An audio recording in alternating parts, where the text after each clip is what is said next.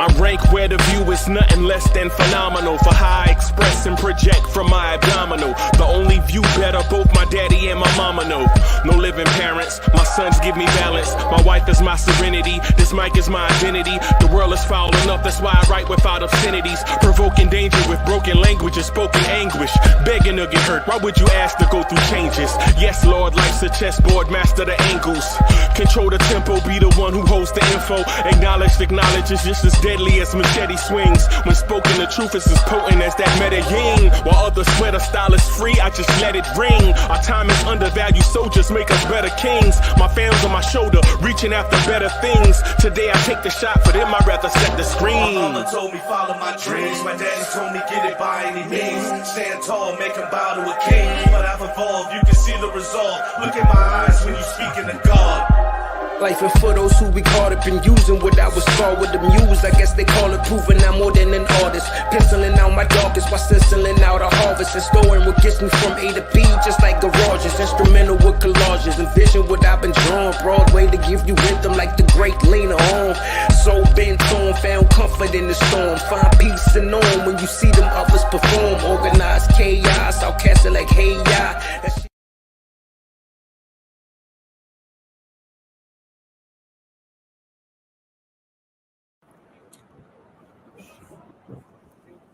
Yo, what up, man? What up? It's Hard Will. Oh. Back like 2/5, man. It's your boy Hard Will. What? You alright, man? Alright, what's Go up? get up, man. Go get up, man. I got some money for you, man. I got this phone. Let's see. The KT phone? Wireless. KT Wireless? T-Mobile, man. We on here with some bread. We're going to the Knicks game. We back like 2/5. That's all, Will? Yeah, let's go. For the love of the game? Yeah, let's go. Why ain't never stop loving you, boy? We back. We back, baby. Thank you, man. Let's go. All right, Let's man. go.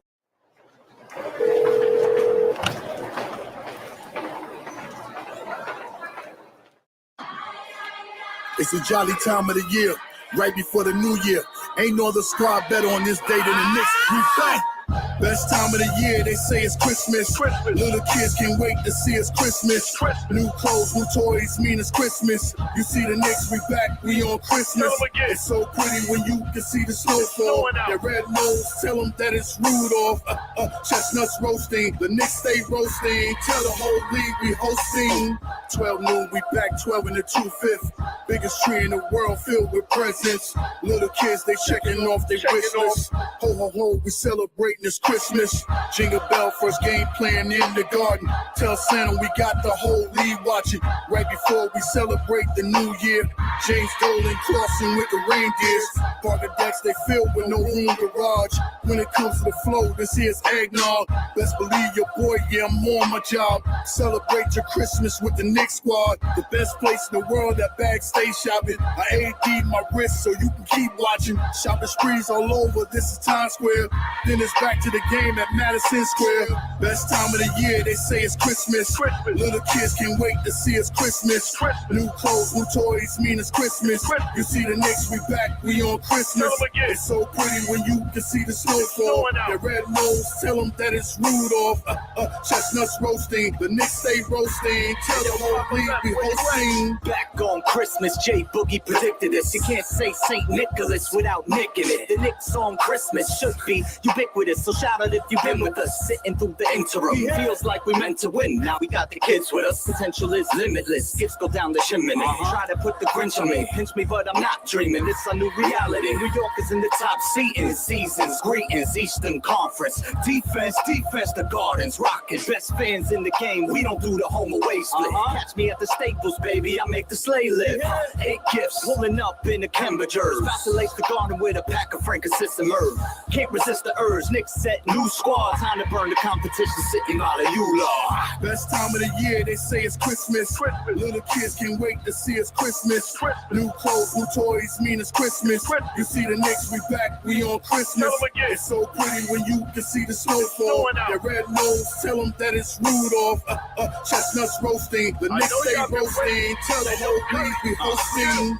Something wrong with your TV screen. If that orange and blue ain't playing on that red and that green. Favorite players, yeah, but Knicks, they forever the team. Shout out the upstairs, trying to play chess with the team going forward. They're making sure the squad is in order. They know we hated on by all opposing reporters. It's torture. New Yorkers, we go for fourth quarters. Show up to the court or prepare for a slaughter.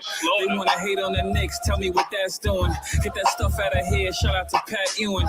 12 noon jump ball. Just know we enemies. We trying to bring home the gold back from the 70s. Oh yeah, we back on Christmas. Oh no, can it be? Only us Knicks fans know the whole New York energy. If you ain't know what type of tension this is, Knicks Nation, we'll see y'all on Christmas. Best time of the year, they say it's Christmas. Little kids can't wait to see it's Christmas. New clothes, new toys, mean it's Christmas. You see the Knicks, we back, we on Christmas. It's so pretty when you can see the snowfall. Their red nose, tell them that it's Rudolph. Chestnuts roasting, the Knicks stay roasting. Tell the whole league we hosting.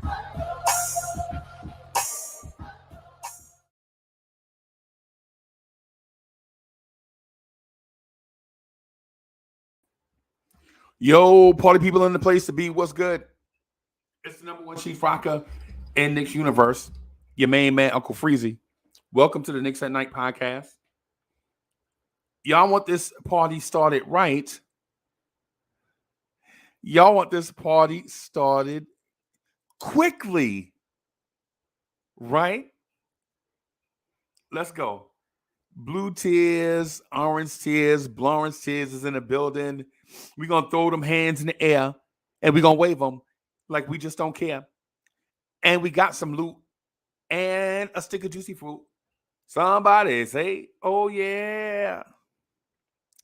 Oh yeah. Scream. Ah. Just want to say thank you to all the loyal supporters of the Blorence Tears channel. Thank you to all the members who help things around here go. I'm working on the post-game video for you guys. Okay, as a matter of fact, it just finished. Okay, all right. So y'all post-game video just finished. So I'm gonna work on getting that up for you guys. So you guys can see it. You guys basically know what to expect. It's just maybe a short video to the members and the Patreons.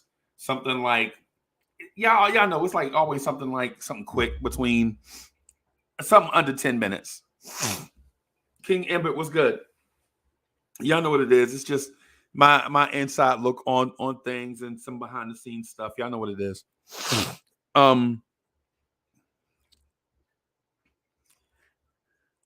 Tonight, the New York Knicks lost to the Toronto Raptors like 113 and 1 something. 113 to 106. So what? Things happen. Things happen. It took a Herculean effort. So who had the biggest effort tonight from the opposition? Who put forth the most Herculean effort from the opposition tonight? Right? I bet y'all not even gonna guess. Y'all not even gonna guess who I'm gonna say put forth a Herculean effort to stop the Knicks tonight. Yes, you are absolutely right. The referees put forth a Herculean effort to stop the Knicks tonight. The referees put together listen. If you don't have the referee on your all-star ballot, y'all better stop playing. Y'all better stop playing and put them referees on your all-star ballot. Because clearly the referees were the MVP of this game. Listen. The Pascal Siakam, there were two, right? The first foul on Jalen Brunson on Pascal Siakam, you could see both of them laughing. You could see both of them. They're like, what? You blew the whistle on that? Pascal Siakam's like, I'll take it. Right? The referee, you blew the whistle. But the second one, The second one where Brunson ran to half court and put his jersey over his face and start looking up at the Jumbotron, knowing that he didn't have any more challenges left. Oh my God. Bro, listen.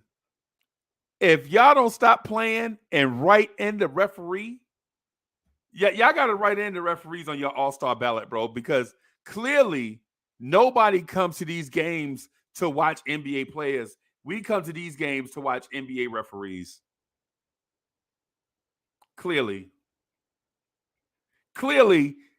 fans pay money to come see referees, bro. And then there was the Spicy P guy. He did his thing tonight, and you got to give him credit, right? So you gotta give Pascal Siakam his credit. Of late, he has been absolutely been balling, and if you're Toronto, if you're the Drew Carey looking coach and y'all listen, y'all know I do this. It sounds disrespectful. I'm only doing it to make those with a sense of humor. I'm only doing it to make y'all laugh. Right. So those with a sense of humor, will understand where I'm going with this and why we do it. Hey Dominic, what's good, man?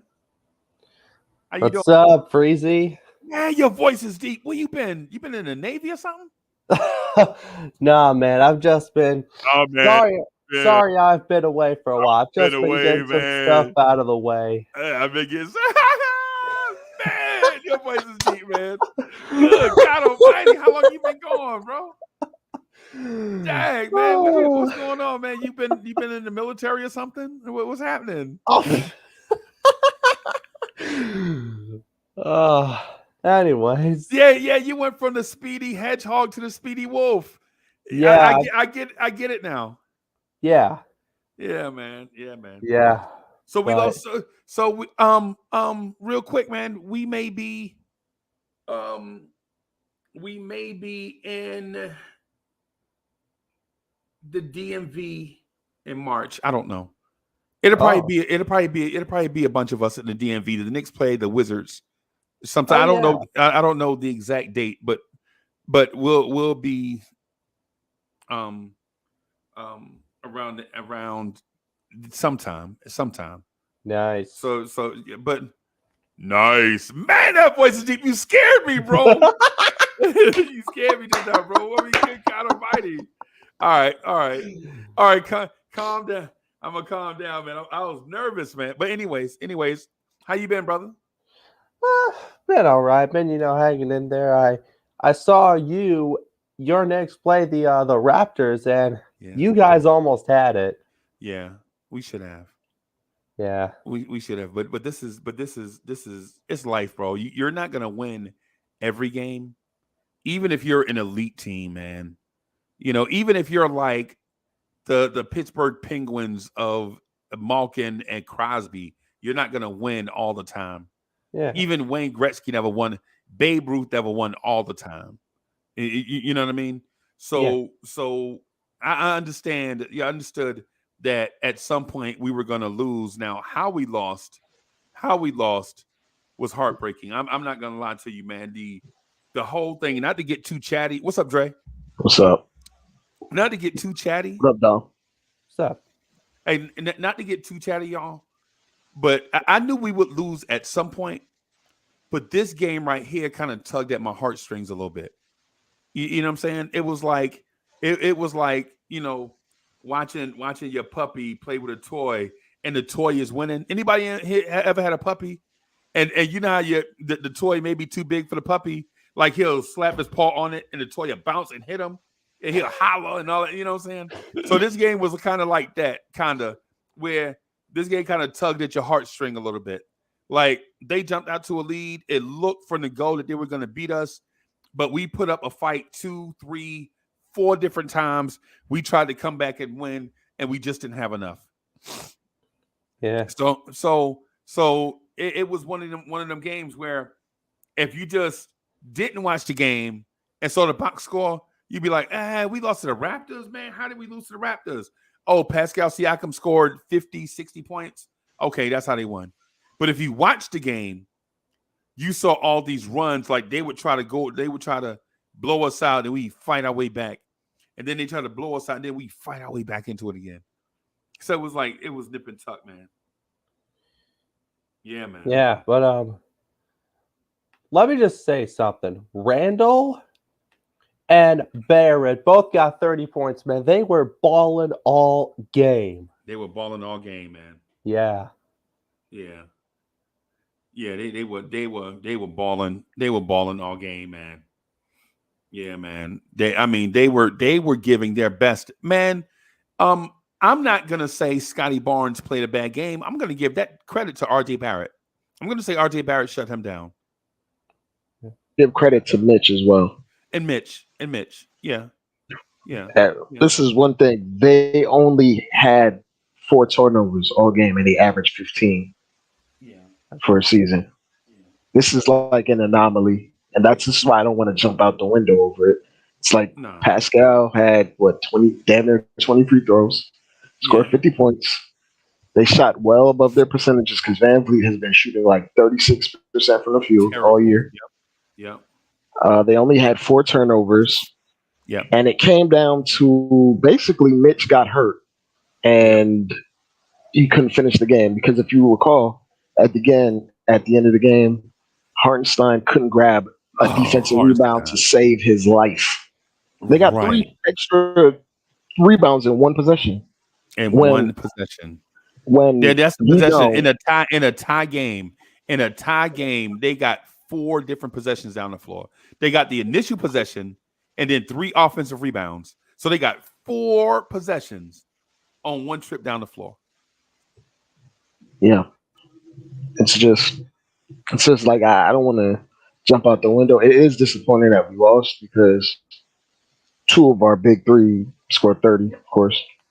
One had an off night, and usually that would be enough because Quickly showed up. Bro, yeah.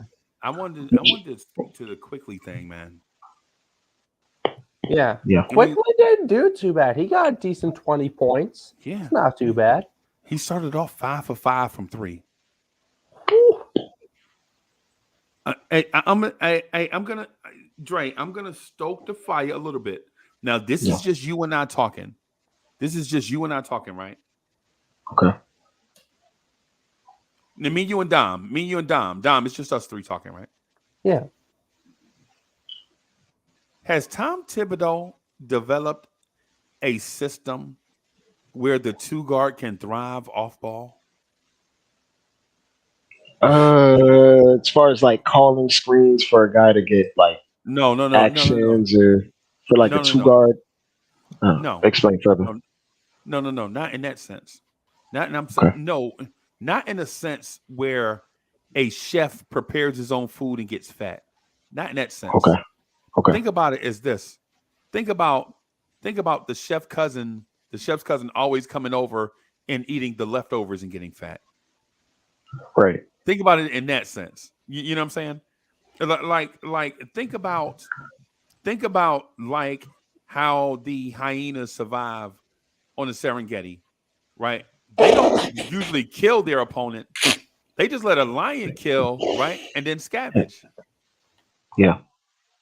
I get what you're saying. Like, guys aren't necessarily being put in the most optimal position to succeed. And the way they succeed is when their opportunity is basically there is no other option. They have to score or else we sink. Like we needed Quickly's offense the last few days. And he's shown up. But the we thing needed about it. Is, but think about it. Think about this. Yeah. Think about this, right? So you have a big 3, right? You have a big 3 already. Right. Right. And just because Brunson has been up and down over the last 20 games, right? But I liken that to him getting used to the team because he's absolutely balled out in some games, and then there's been some other games. He's like, what is he doing? Yeah. Yeah. You know what I'm saying? So, but the thing about I was gonna say I give Nick Nurse credit for basically blitzing Brunson and making him uncomfortable with the length in this game at least. I would say this too. I would say this. The initial defense of Hernan Gomez starting off on Brunson was Yeah. like a fly in the ointment. Yeah. It just gave us a look that we didn't expect. Or Because anticipate. because in theory they started a undersized shooting guard and 4 power forwards, right? Yeah. Yeah. And there and no night in the NFL, geez, and no night in the NBA, a small shooting guard and 4 power forwards are going to beat any team. Now, mind you, they had Siakam, OG Anunoby, Scotty Barnes, Hernan Gomez, and then the little guy, Van Vliet. Van Vliet. Yeah, Yeah, Freddie Van Vliet. yeah. Did that look throw us off? I think it did. I think it was a fly in the ointment. Not that it was.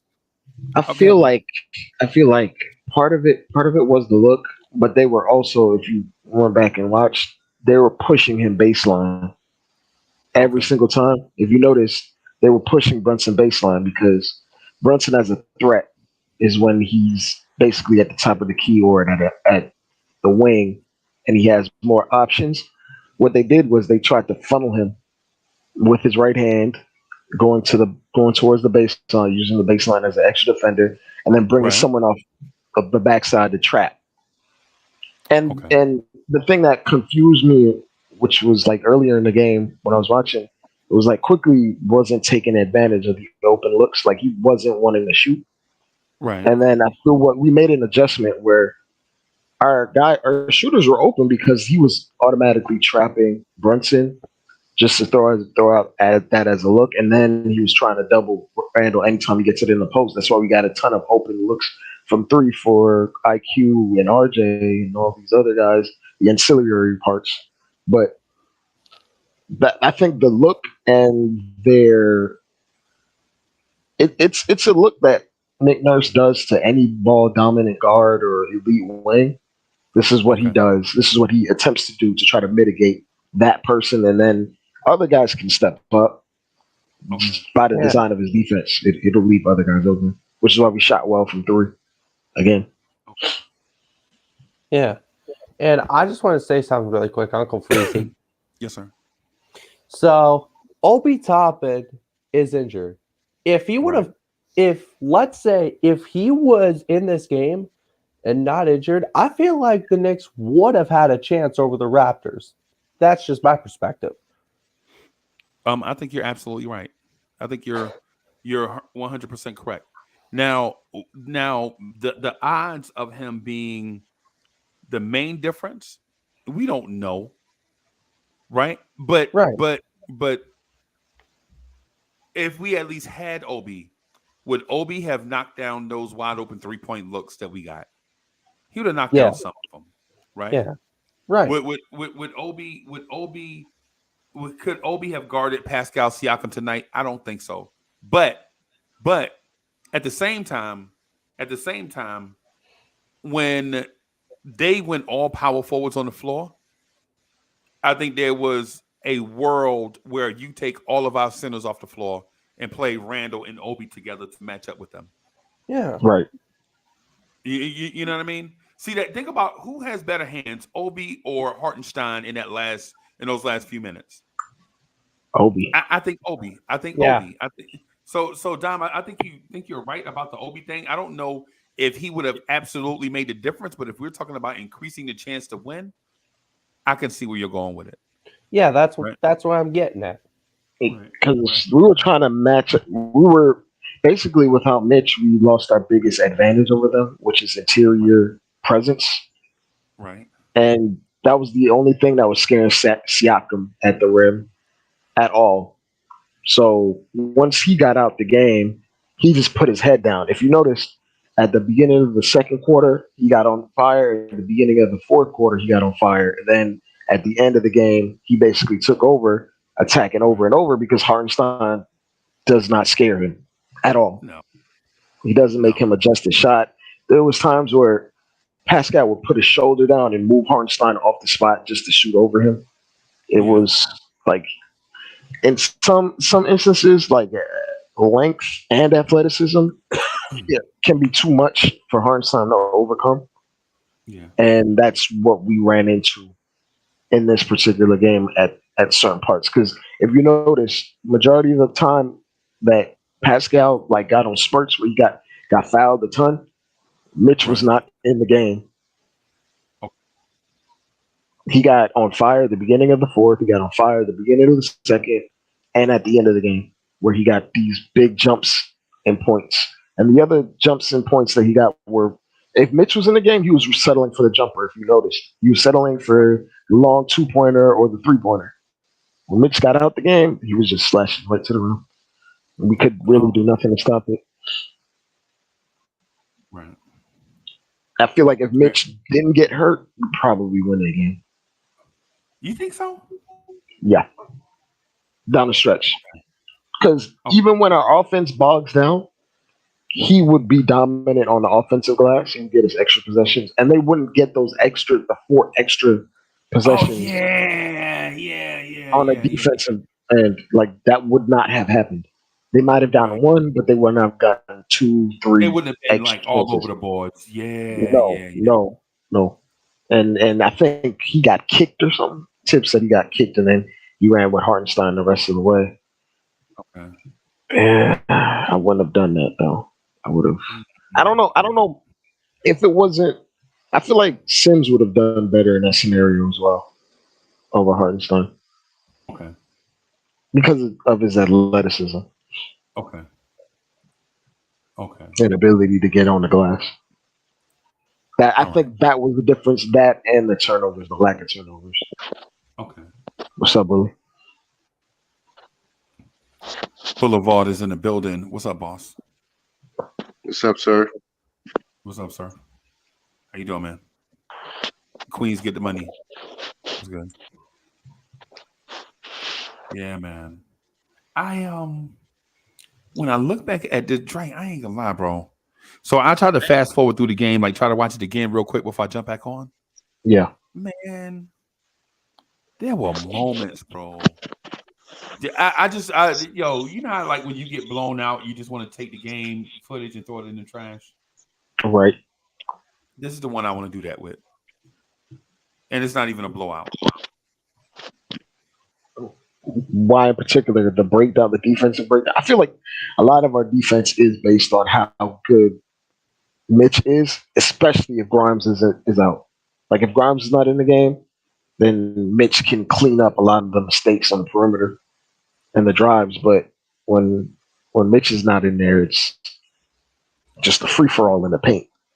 Anybody can get what they want. You know what I was really hoping to see too? Yeah. I was really hoping to see Tibbs go to Randall at the 3 in this game. Because I saw it one time and I like it. But who would be behind? Who would be like Hart and Mitch? Sims and Hart and Randall. No. Oh no. Sims, Mitch, and I'm just wondering which 3. I'm telling you right now. Mitch at the 5, Sims at the 4, Randall at the 3, RJ at the 2, and Quickly at point. We would have overwhelmed them in the paint, 100%. Yeah, and our 3-point coverage, our 3-point defense would not have been a factor because aside from one guy, that team can't really shoot threes. And the guy that shoots high volume threes on that team isn't a high percentage shooter. And he's been guarded, and he would have been guarded by Quickly. Exactly. Yeah. I would have liked to have seen it. Now, I'm not saying go all out. Now, I'm not saying change a certain lineup. That's not what I'm saying, y'all. You know what I'm saying? Yeah, man. Yeah, man. Because a lot of the stuff was like with Pascal in particular. You could see what he was going to do before he does it. As far as like you can see that he's going to attack the paint. Certain guys are on the floor, or if certain guys are on the floor, he's just going to take the jumper. And why were we afraid of the corner three? Not really. I mean, OG was OG. Well, OG took a few, I think, but they weren't really shooting at a high percentage from three, if I recall correctly. No, I'd have to check it, man. Because think about it. Think about when because all OG wanted to do is get that runners. He got the Giannis screen where it's not the screen. It's not an on ball screen, right? It's the screen. He gets a running start, and then one person screens like two people, so Giannis can take that one giant step in the paint and do something. Exactly. And draw his foul. Right? You Bully, you know what I'm talking about? Look, like he'll take his man it's just to provide him enough momentum, so when he just gets steam in the paint, there's nothing you can do. So when a double comes, when a double team or in Giannis's case, when a triple team comes, he can kick out to the corner for three. Right? You know what I'm saying? But us, we didn't bring up that help from the deep corner on Siakam. Right? We Think about it. We wouldn't necessarily have to, because if Grimes was playing, because that help from the weak side, that would be Brunson trying to bait for a steal, and he had none of those steals tonight. He had to fully commit. He had to fully commit because we didn't have the extra manpower on the perimeter to at least help. At least. Or have some sort of means to slow him down for a split second. It was just downhill, downhill, downhill. You had to commit regardless. Right. Bro, Can I ask a question? Yeah. Go ahead, Bully. What up, Dre? What up, Uncle Freeze? What up, Dre? How y'all doing? I just want to say I'm really not mad. Like I said earlier to y'all earlier today, I'm really not mad at this loss. I'm really not mad at this loss. I think this is something to knock them back into position to get them correct. It was not. I know. I keep saying what not. I keep saying it. My cousins and everybody, stop saying what not. But I'm gonna say what not. But I think this was a loss for them to get themselves correct for the bigger run, for the bigger picture. You dig? Just the focus. Yeah. I mean, am I wrong for saying that? I feel like there's always a lesson in a loss, but at the same time, there were so many like outlier type things that happened that I can't really fault them for losing. Like I can't really be mad at them.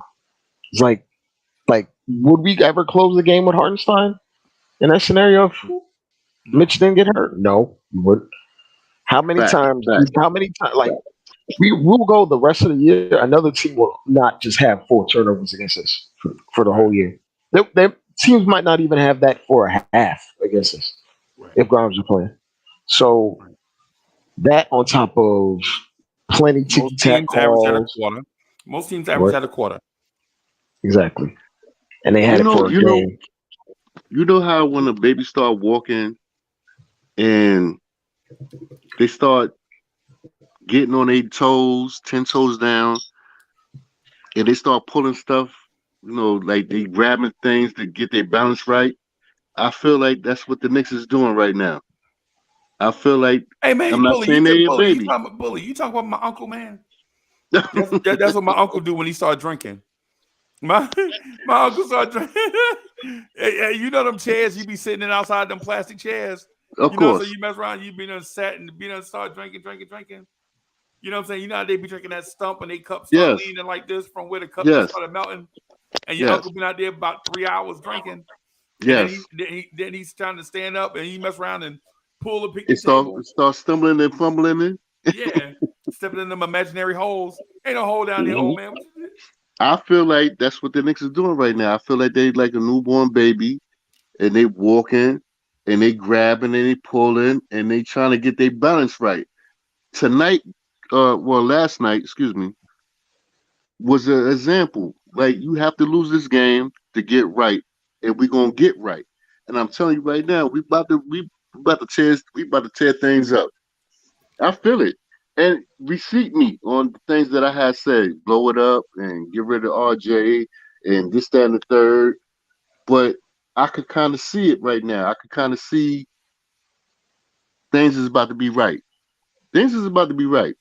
Mm-hmm. Okay. Things is about to be right, Uncle Freezy and Dre. I'm telling you right now. I tell it Hardwell. I tell it that Uncle L. It was not for the love of the game. These hoops, yo, we about to get right. I see it. I see it. It's going down. It's going down. We probably win that I'm gonna mute game. my mic. If Grimes suits up, we probably win that game by 15. I'm be absolutely serious. Yeah. Because they wouldn't. How many points they scored tonight? 113. I wouldn't say we would hold them under 100, but probably be in a 105, 104 range, something like that. Man, we did. Oh, okay. All right. We did everything we were supposed to do, bro. Right? The one thing, But Grimes, my fault for you. Oh yeah, finish. The one thing Grimes wouldn't have helped us with tonight, bro, Mm-hmm. is they had 16 offensive rebounds. Quentin Grimes ain't helping us right there. Nah. Quentin Grimes is not keeping them off the boards. You know what I'm saying? But I want to say something. There is a correlation between Quentin Grimes playing and us getting defensive rebounds. Like our defensive rebound rate goes up when he plays. So it isn't like directly him getting the board, but because we're also peeling off and getting our man and getting responsibility, we're also in better position as a whole to grab rebounds. When we have these constant breakdowns and the shot goes up, everybody's back is already turned. That's why they got all these offensive rebounds, because we just had these breakdowns after breakdowns. Then we had Hartenstein playing a ton of minutes. If you have less breakdowns, you also have an idea of when the shot is going up, where you can keep your eye on the ball and the man. But when we have these breakdowns, we got these guys scrambling all over the place trying to recover, and then that's why you get beat over the head with offensive rebounds. When Grimes comes in, our defense is more stable on the perimeter, and our rebounding is much better on especially on the defensive glass. We literally went between when Grimes wasn't playing and when Grimes stopped playing. We went from being one of the worst teams in defensive rebounding to literally the best team in defensive rebounding. And that coincides with his minutes and our rotations being more crisp and us being near a body and being able to box out a body and going for these rebounds. So, I feel like Grimes would have helped in that way, indirectly. Not directly, but indirectly. If you feel what I'm saying. And Hartenstein playing all those damn minutes killed his 2 on the glass. So you don't want to give Emmanuel Quickly. Good point, Dre. Good point. Quickly was fine, but we're at our best when we have at least 2 guys on the court that are good rotation-wise on the perimeter. We just have one when it's just Quickly that's pretty good at it, or just Deuce that's pretty good at it. It's the fall off is steep. In my opinion, we need at least minutes with 2 solid or well above average perimeter defenders, so it doesn't make Mitch's job that much harder for full stretches of the game.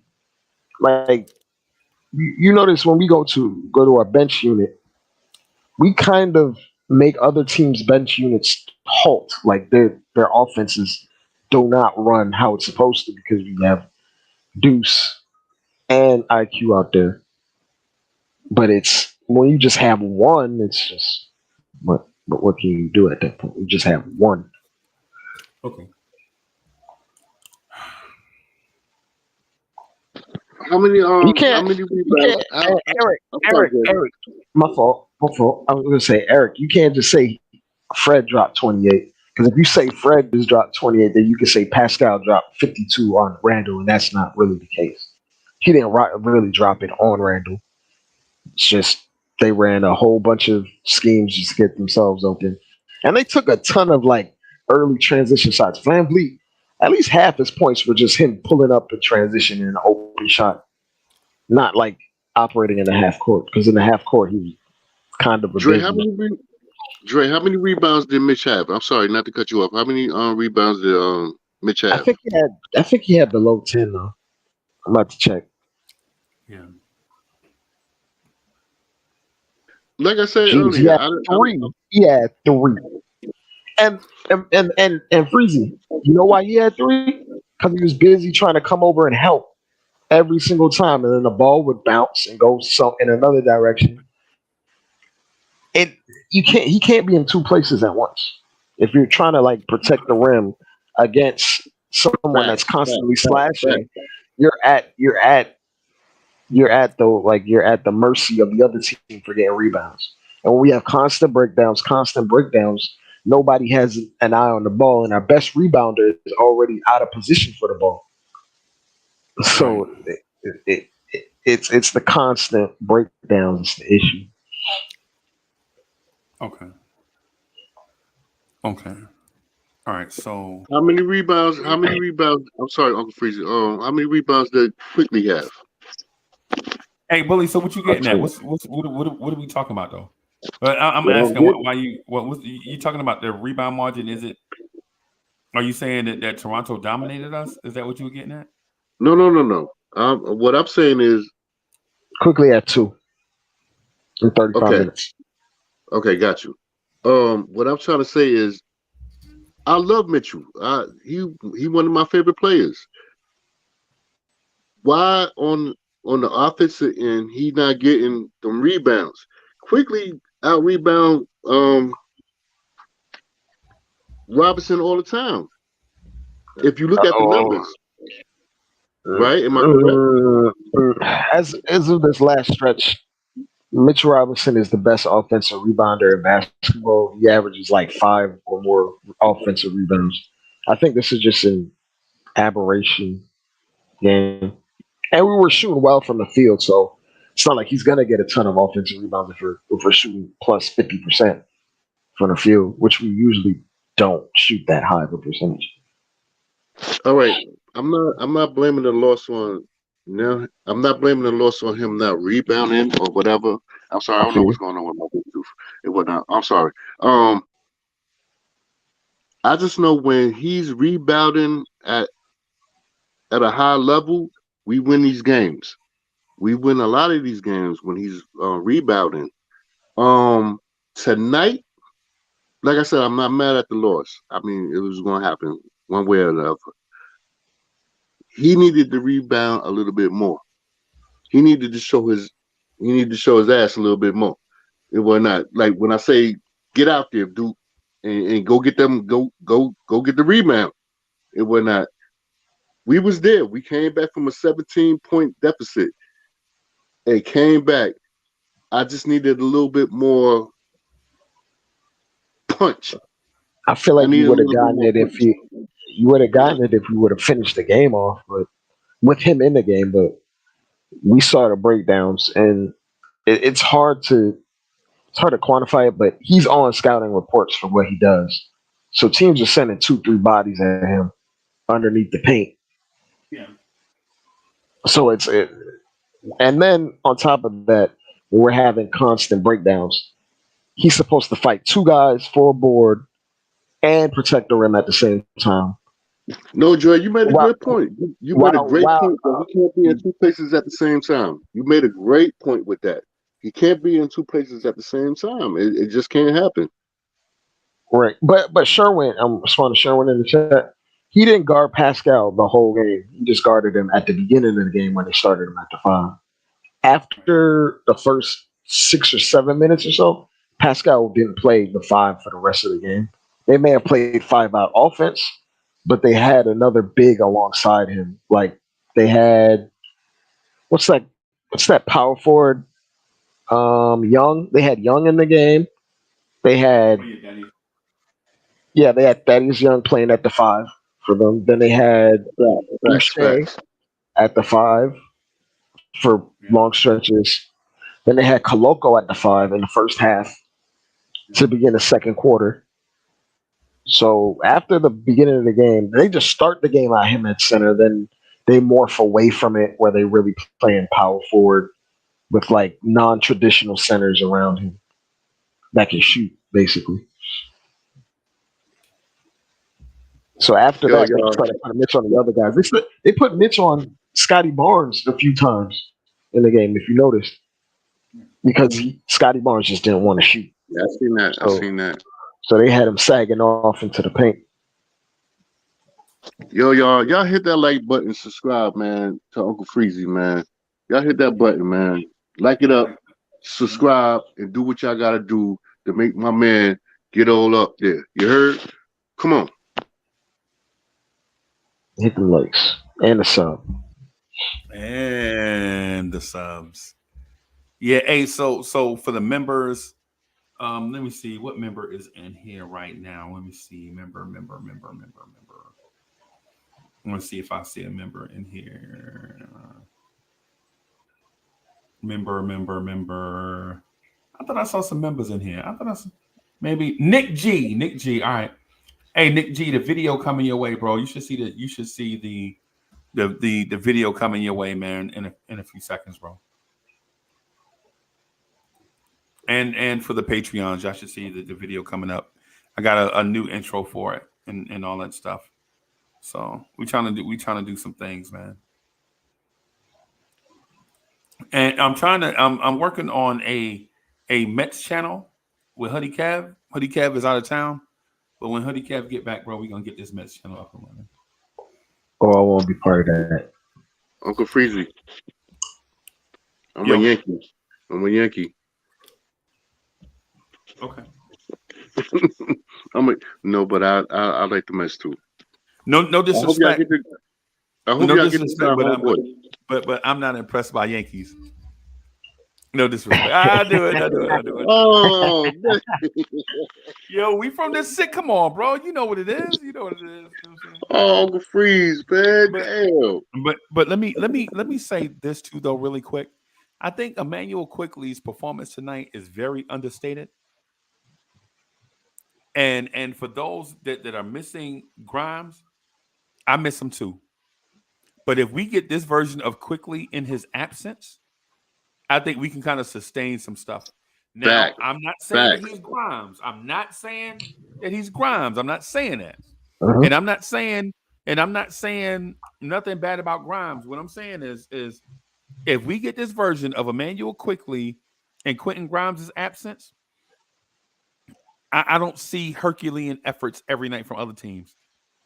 Because think about it. If other teams' best player score 50 points a night on us, then that's not us. That's something going around the league. You know what I'm saying? But like say for instance, if Zach LaVine go for 50 Friday night, and then Joel Embiid go for 50 on Christmas Day, then it has nothing to do.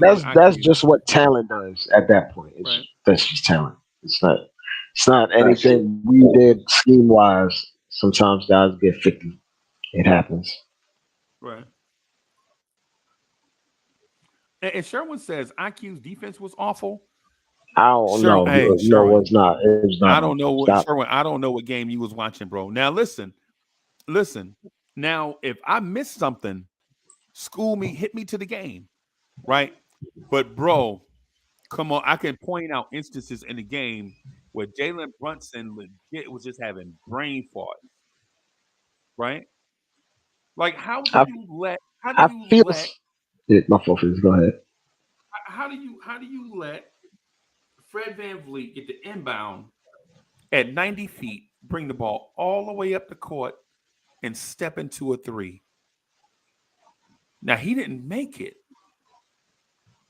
But the thing is, how do you let that man get the inbound at the baseline, jog it up into a three-point shot in your face? No reaction. Right. And because as the point goes, you're supposed to stop the ball. Right? It's the I first know. job. Stop That's what that they tell. bull. That's what they tell guards to do from Yeah. age 4. You see somebody bigger than you dribbling the ball, stop the ball.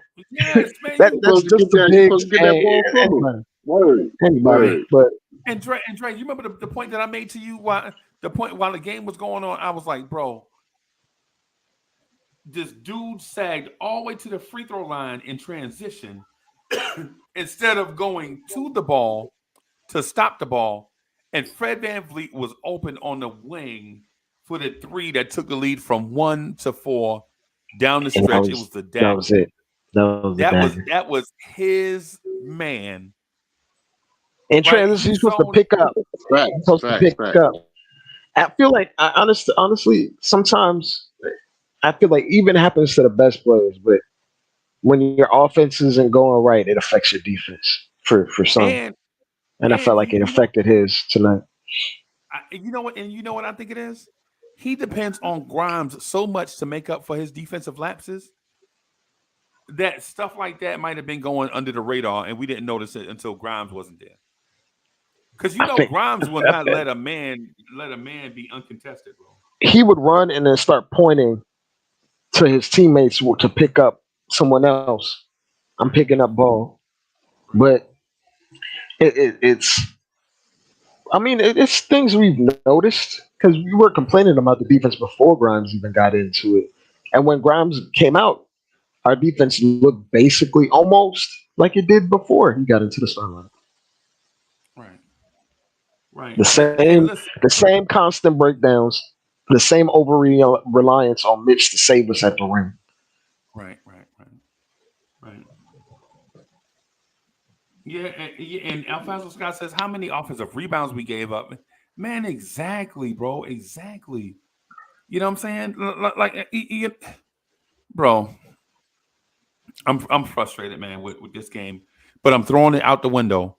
This is not one of them games that I'll throw it out the window. Yeah, I'm just throwing this game in a recycle bin because this game wasn't necessarily us. And the referees played their best game of the season tonight.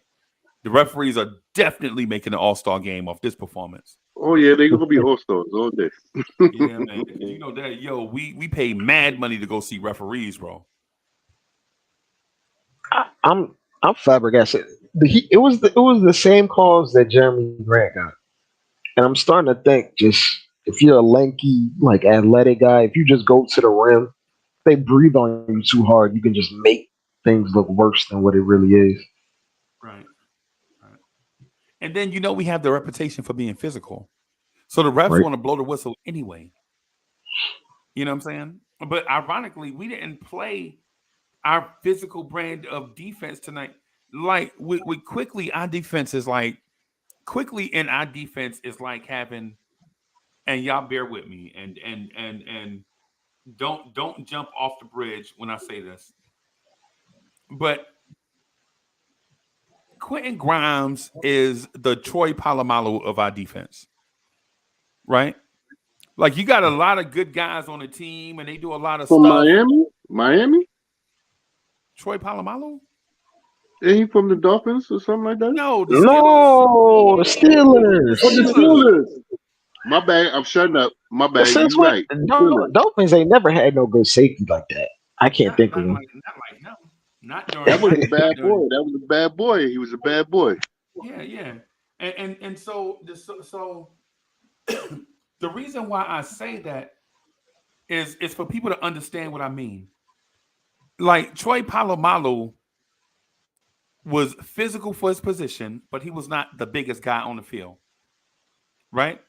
And Troy Polamalu did a lot of stuff in your defense that goes like underneath, like it's off the stat sheet, basically, right? A lot of it was like instinctual, and you can see Grimes has like instincts on defense. Instincts to play defense, right? And that's what Grimes is, an instinctual defender with offensive upside, right? And so without him, you put Ryan Clark back there, which was quickly. Ryan Clark was a really good safety. Ryan Clark was a bad boy. Right? Mm-hmm.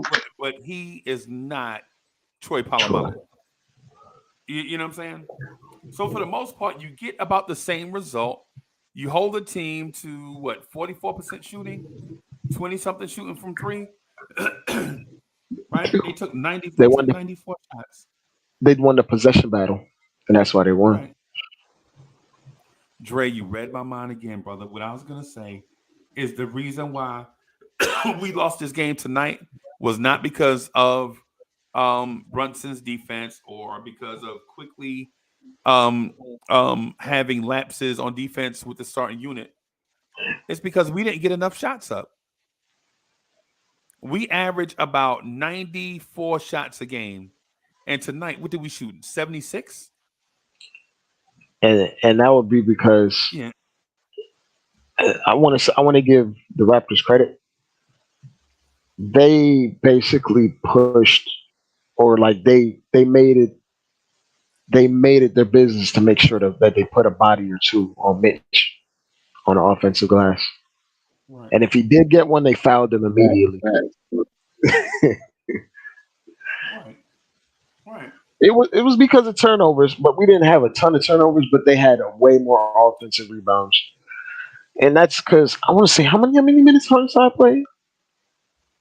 I'm about to tell you. Hartenstein played 23 minutes. And in the games before, I'll tell you during the streak, besides blowouts, he only played 19, 18, 16, 14, 16. And last night's game was a blowout. He played 19. And in this game, he played 23 minutes. Right. But the thing I would my fault, Freezy. You finish. The thing I wanted to point out was the reason why I felt like our shot numbers were down is because we didn't see the Brunson burner get activated. Now, Brunson took a lot of shots now.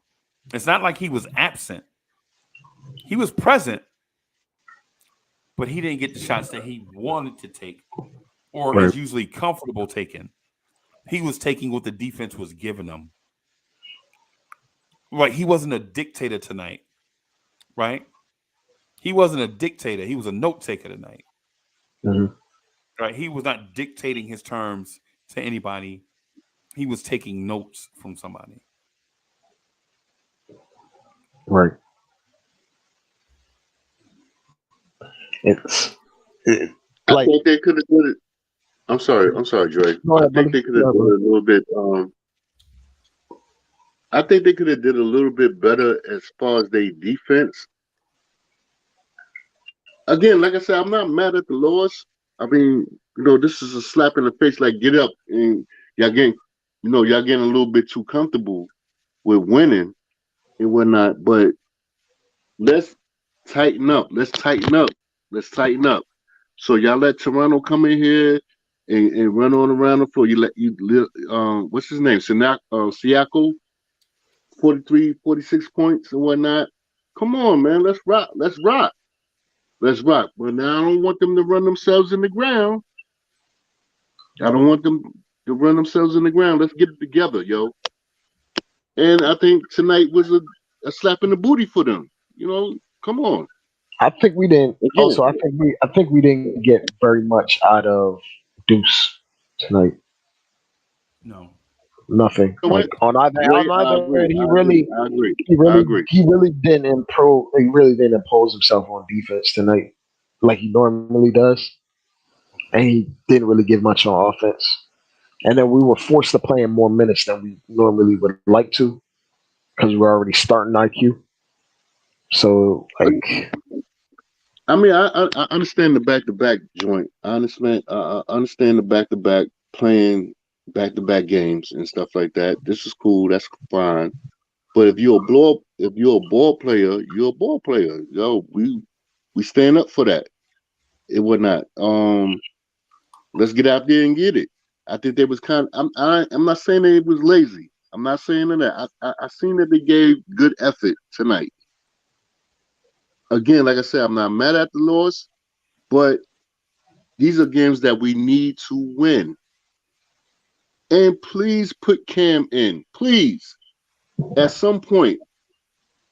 If you're gonna give him away, give him away. But we need him. Bully, before we get into the Cam I'm sorry. conversation, let me just say this to what Dre said, and then we can get into the Cam conversation. The person that was supposed to step up into Quickly's role when Quickly steps up into Grimes' role is Derrick Rose. Right. And Derrick Rose, in my opinion, didn't step up tonight at all. How many minutes did he play in the second half? Played 8 minutes. I don't think 8 minutes. I don't think he played in the second half. I don't think he played in the second half at least. I didn't feel like I saw him in the second half. Right.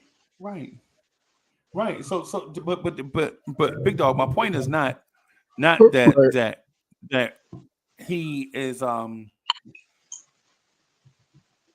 what do I want to call him? Derrick Rose is not Vanguard, right? He's not going to come in and everything is going to change on his arrival. Right. Feel me? But what he could do. Thanks, Uncle Freeze. You're right. Because we know he ain't Vanguard no more. We know he ain't MVP level roles no more. Ain't nobody blowing horns when Derrick Rose show up. The game ain't going to stop in a Jumbotron. Ain't going to start playing some classic hip-hop song when Derrick Rose show up. But in this situation, bro, when you know you got – when it's a next man up mentality, man down, next man up, you expect him to at least have a Vanguard moment. Throw a lob to Mitch. Dive on the ball. Dive on the ground for a loose ball. Take a charge. Something like that. Bring some energy off the bench. Right? That's the thing. That's the thing that I'm saying about the thing about McBride. I knew he was going to struggle with Grimes out because he would be next man up, thrust into a new role. Right? He's dependent on for scoring and defense now. Right. You know what I'm saying? So I knew he was going to struggle with that part. Or playmaking as well. Yeah, we all know that because he's young. We're not dissing Miles McBride. We know he's a young player. Right? And you got to be patient with him. But what I'm saying is, Derrick Rose, though, what's Derrick Rose's excuse? He ain't young.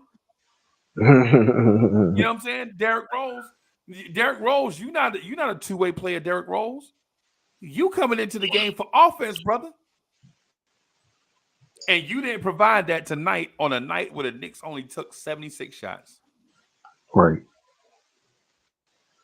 And I know sometimes people are like, man, Uncle Freezy look too deep into stuff. Why he always be trying to peel back all these layers, Dre? This is the criticism on me, right? The one positive, they say everybody love Uncle Freezy, but if it's one thing we don't like, he always be digging too deep into stuff. In this case, bro, Bully, am I lying? That Derrick Rose is an offensive player. You ain't lying, Uncle Freeze. In a game where we needed offense, he didn't show up. Dre, you feel me? Am I digging too deep into this, bro? No. You good. You good because the role that IQ brings off the bench is offense and defense and some offense. Right. And we know Derrick Rose can't give you the defense. So what are you out there for? Fill who? Because Miles McBride provides the defense. Right. So score. You out there to take as many shots in that 8 minutes as you need, right, while RJ might be on the court while Randall and Brunson are getting their rest and they're rolling. And you know what Derrick Rose's presence does? Because when I looked at it, he didn't get any minutes in the first quarter. Derrick Rose is washed. Okay, let's establish that right now. Right. But if you Tibbs, you like, damn, bro, we got you on a roster because we figure you can be a microwave scorer off the bench. Because think about it, if you in the NBA, you can't facilitate and you can't defend, you better damn sure be able to score. And if you can do none of those three, what are you here for? Can I say something? Uncle Freeze, You said D Rose is washed. Like when you say washed, like what is washed? Hang them up, bro. Take them sneakers off and throw them on the telephone line. Just toss them. Right. Did you see him tonight against a team that needed offense desperately? Dre, how long was the score stuck at 77-75? You remember that? Yeah. It was stuck. It was going back and forth, just missing shots back and forth. Right. Yep. And we could have pulled off. And when my fault, Willie, but when you got a team that's on a losing streak like that, if you go up by 7-8 points at a critical moment, they'll pack it in and think, "Oh, we're gonna lose, man. Might as well." And then they start feeling the pressure. But because they kept it close and they kept pulling away, we kept pulling back. Because of Miles McBride and quickly in them defense, they wasn't able to go run away from us, even though we didn't have offense. So our defense stifled some of their set, not the players, but the sets. The sets they were trying to run, we were like stifling some of those sets. It was a chess match between two elite level coaches, right? So Uncle Freezy, are you telling me that D Rose is done? He's finished? Bully, you won't let me get to the Cam Reddish part. Let's get to the Cam Reddish part. Let's get to the Cam Reddish part, right? So here's the thing. I got you. Go ahead. I'm sorry. Because one thing leads into another, right? One thing leads into another. Dre, am I right? One thing leads into another, right? Yeah. If Derrick Rose can't facilitate, or let me rephrase that. If Derrick Rose is not a facilitator, if Rose is not a defender, and all of a sudden he's not a scorer, why not tell that young man down there in mothballs to take off that warm-up, man? Because we can use your elite athleticism, height, and length against a team that has elite height, elite athleticism, height, and length. Right? Why play Rose those 8 minutes when you could have played Cam 15 minutes, like 8 in the first, 7 in the second? Right? And you know what that could have also afforded you to do? That means you could have played Sims, Randall, Cam together against their 6'8", 6'9" athletes. Right? And now I don't worry about OG Anunoby blowing by somebody because Cam is there. Right? Right? My thing is I understand that I'm not pounding the table for Cam, right? Because the Dallas game makes me sick to my stomach. Y'all remember the last game we lost before this one? Cam Reddish's effort was atrocious. He was dribbling off his foot, getting back in transition late. Falling down on the floor. Remember him? He was messing up. I ain't gonna front. He looked, yo, come on, man. Come on, man. Cam Reddish looked awful in that Saturday Dallas game, right? And so while I'm not pounding the table for him, because if you ask a Knicks fan, Knicks fan, how did that 8-game win streak feel without Cam Reddish in it? People could be like, it felt good every day. We got to win, especially when it was building, especially when we beat Cleveland. We was like, okay, we lost to Dallas, but we beat Cleveland, right? Then we mess around and beat Atlanta and then Charlotte. You're like, okay, we doing a little something here. When you got to about 5 games, we forgot about Cam Reddish. Because we won 5 in a row, and then we wound up winning 8 in a row without Cam. Right? Right. And no disrespect to Cam Reddish, but sports is about being in the moment when you're in the moment, and then when that moment over, it's about looking in the past. Right? Right? Like the Yankees.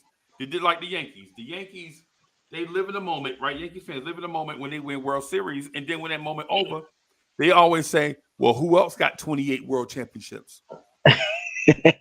Who else got 28 Bully, am I lying? Am I lying? Bully, am I lying? You right. You got that's facts. That's facts. Like people don't care about the player, they care about the pinstripes. This is how Yankees fans talk, right? The players don't beat the opponent, the pinstripes beat the opponent. You know what I'm saying? That's why they don't got no names on the back of their jersey. All right, okay, Bully. Bully, all right. Okay, enough. What I'm saying is, Bully up here bragging about the Yankees. I'm sorry. I'm joking with bro. I'm joking. I'm joking. I'm cutting up. I'm cutting up.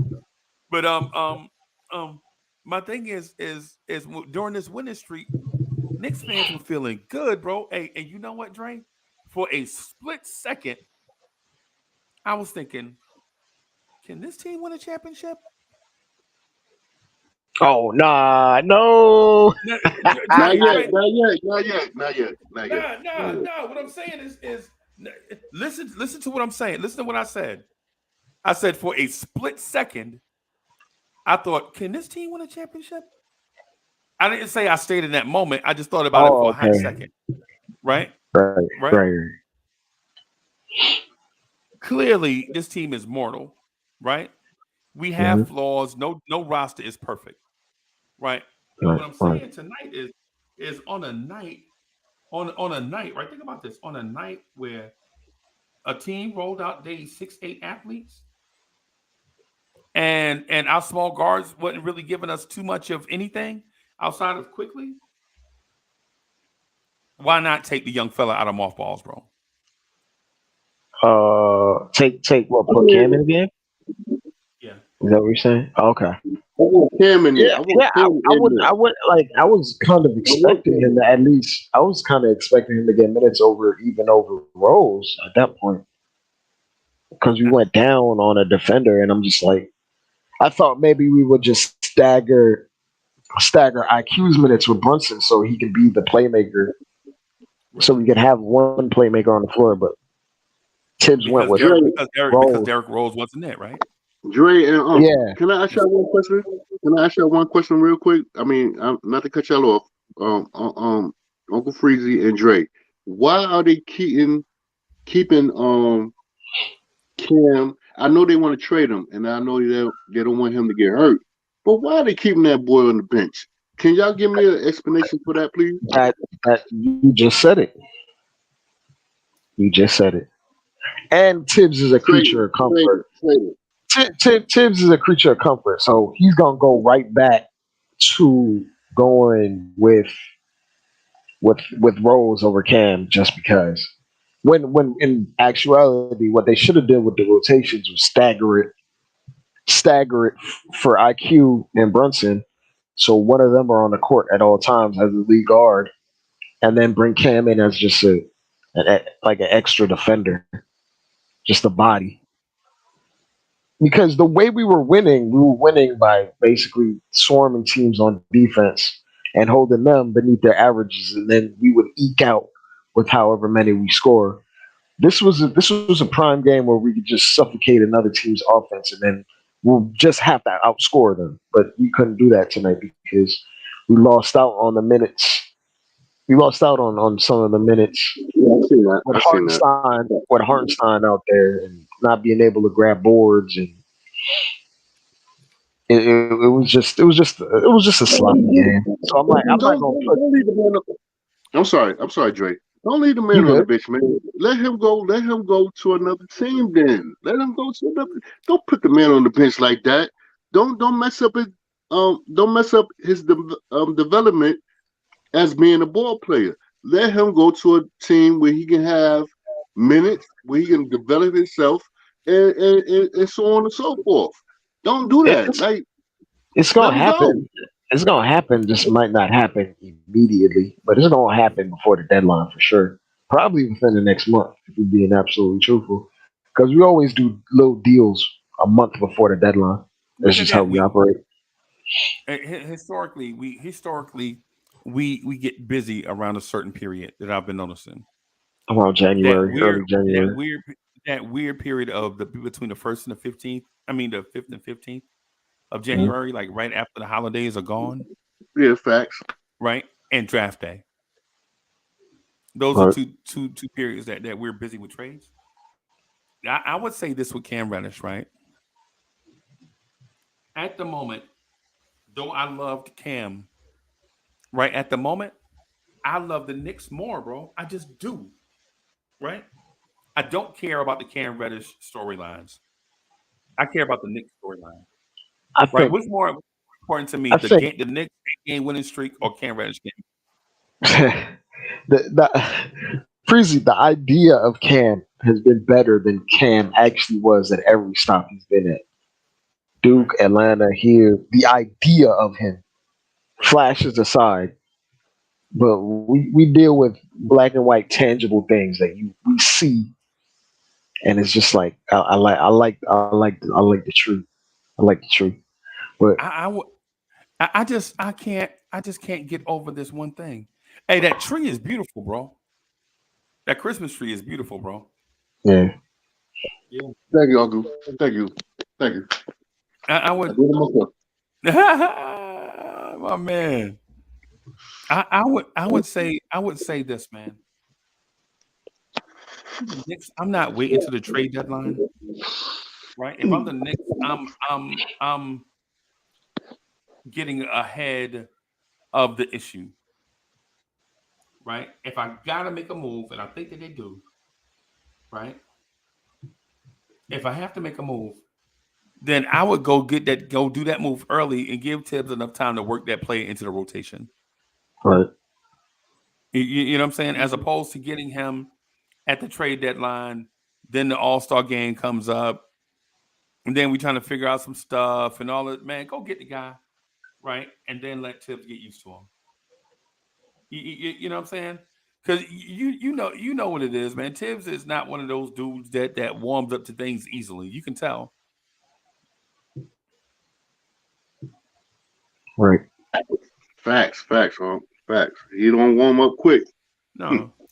He ain't no microwave, that's for sure.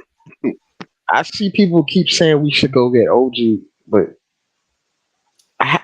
who are you taking up the starting lineup? That's I easy like to say. SGA. I like SGA. Yeah, SGA is nice. So I'm just talking about like someone. Hey, Dre, real quick before you let the cat out the bag. Yeah. Before you let the cat out the bag, right? Ask the chat who they want. Chat, who do y'all want? Because Dre's gonna let the cat out the bag, right? And I know I think I know what Dre's gonna say, but for the entertainment value of it, I would prefer to hear it last, right? Right. Because I think I know what Dre's gonna say, right? But chat, who if we gotta make a move, who y'all want to go get?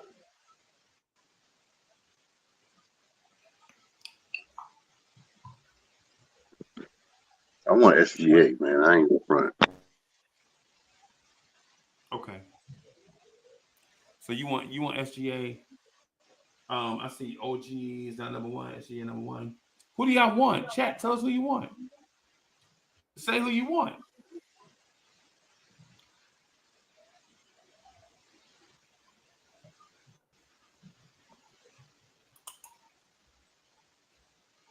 Yeah, Chad, where y'all at, man? I don't see y'all. Speak up. Yeah, chat. I'm looking in the chat. I don't see anybody. Okay, that's one OG. Yep. Actually got two OGs. SGA. Man, hey, boy, I'm telling you, that boy the truth. But can we limit it to like something like kind of realistic? Because I don't think SGA ain't never gonna hit the trading market. All right, go ahead. Then speak the truth, Jay. Brandon Ingram. Okay. I like Brandon Ingram too. Yo, that boy a bad boy. That boy B.I. is a bad boy.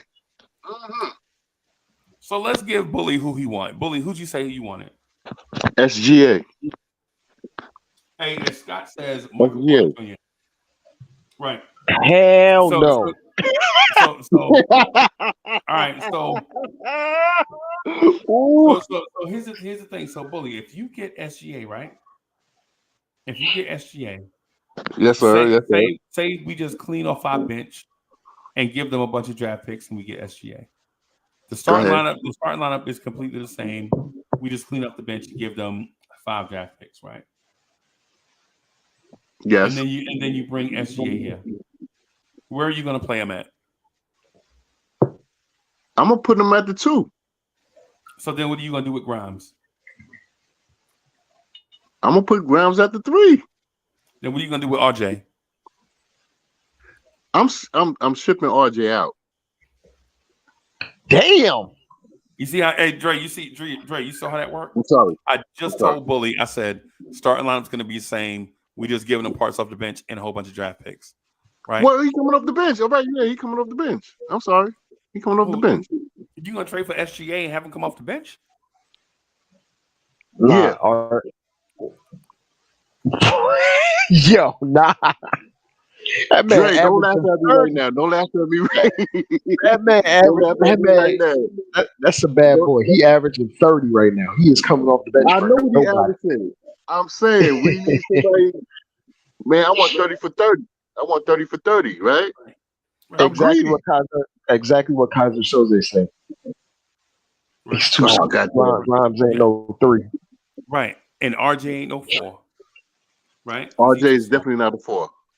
Right. RJ is definitely not a 4. And so my point is why can't we just allow Quentin Grimes to play and get better? All right. So Uncle Freezy, this is what I'm gonna allow. I'm gonna allow this. Get at me, torment me.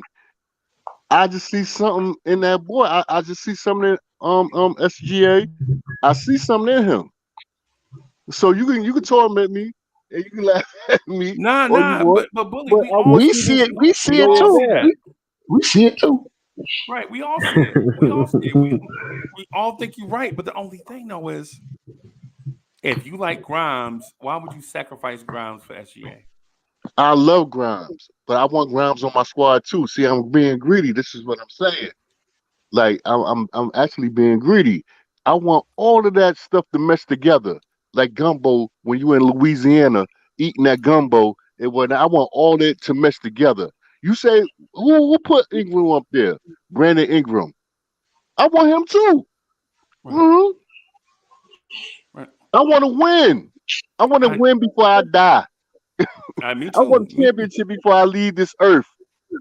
I do too. I'm just in a place where I don't know if always putting Grimes in situations is going to be good for his long-term development. All right, I agree with that. I agree. I put the phone down for a second, but I do agree with that, Uncle Freeze, for that. And Dre, as your factors as well, I agree. But I want a chip, man. I don't care who goes and comes. First of all, the number 30 that's on Julius Randle's back need to be in the Raptors. He need not to wear that number again. And I like Julius Randle for a certain reason. It wasn't not because he a tough dude. He a muscle dude. It wasn't not. But that 30 need to be in the Raptors. Let Bernard King get up in there in the Raptors. You think when BK comes to the Garden and sees Randall wear his number, he don't get a little salty? Of course he do. That man eyes ain't big for no reason. Is you serious? That man eyes ain't that man. Yo, you looking at that man weighing 30 like, man, I wore that 30 for a long goddamn time. I broke my damn leg. I broke my Achilles or whatever injury he had back in them days when I was a shorty. This man running around with the 30 on. Hey, Bully, you did a great job of distracting me from the SGA trade. I'm sorry. I'm sorry. You did a great job of pulling me off the SGA. So what I'm saying, what I'm getting at is this.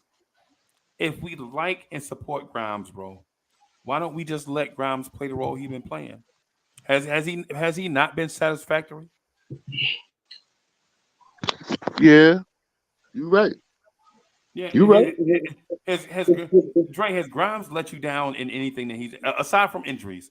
But has Grimes because being hurt is one thing and the injury is something else. And Dre, we have this conversation all the time about wing players always getting hurt, right? But the thing about Grimes is every time an upgrade comes about, Grimes is the first name to be moved. But they want him. They want him.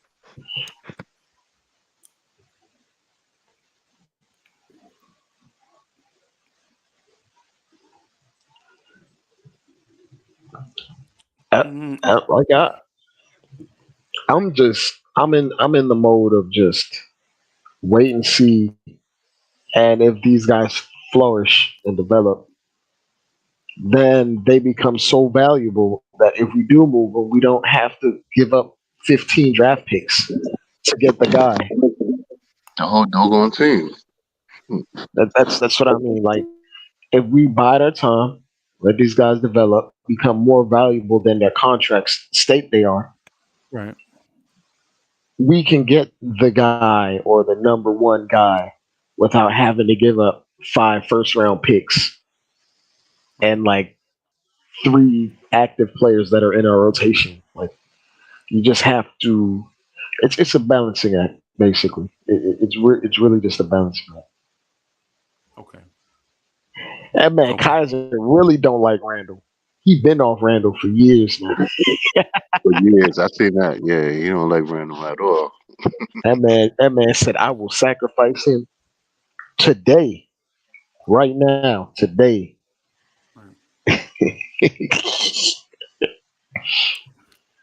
Well, on some real to real, y'all. I'm sorry, family. On some real to real, I think that we're gonna run another 8. I think we're gonna run another 8. I think this was just a spanking in the butt. You know what I'm saying? I mean, it was a tough game. It was a gritty game. It was a grindy game. I think the Knicks got a little relaxed, and comfortable. But I think we're gonna win another 8. I'm serious. I really, really think we're gonna win another 8. For real. Quote me on it. I'm confident that we've kind of turned the corner on how this team's identity. We turn the corner on what it is. It's all it takes is health at this point. We're gonna be maybe a 45, 46 win team, barring health, in my opinion. We'll have up and downs, and I'm including health in that. Kind of see, like Grimes is out tonight.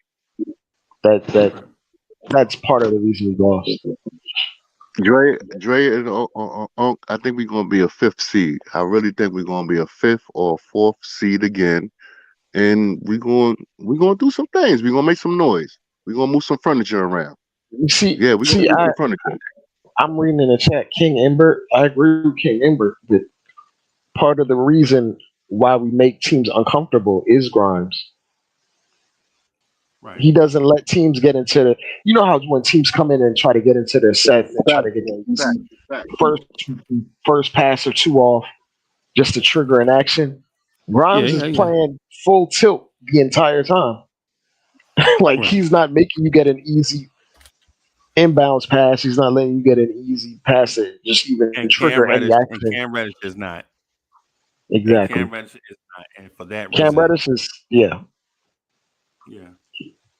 That laid back style doesn't work. Not for Tibbs. It doesn't work for Tibbs. You gotta be gritty, grimy. You gotta be gritty, grimy, right off the muscle. You gotta be gritty, grimy. New York style. You gotta be very intense to be a Tibbs type of player. The way you play has to be intense. Right. I'm not gonna lie to you. I think Tibbs and Randall fit together like a hand in glove. Right. You don't, and I'm not saying that either are the most talented at what they do. What I'm saying is their intensity level is at least there. You don't have to question if Randall cares, right? Randall is the dude that'll get kicked out of a game. He'll lose it, right? But it's one of those things. What I'm going to say to everybody is I understand everybody wants the Knicks to make a move.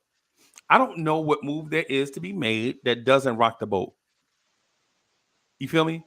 But what move out there can we do that doesn't rock the boat?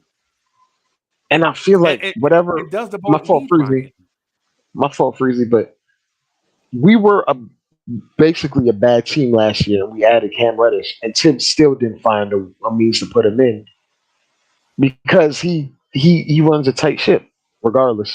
So once he figures out what works for him, what works for Tibbs is not going to change it. If we add some guy that we think we may need, a smaller piece, not necessarily a large piece, because guys want to rock the boat for an all-star type guy. And at this point, we may not need to do that. Not right this second. Right. And then at that point, we'd be adding role players. And if we already have a 9-man rotation, what is Tibbs going to do with a role player? That's not essential to what he thinks we need. Yeah. Right. I just want him to unleash Cam. Unleash that boy and let him rock, man. Let that boy rock. Let him fly.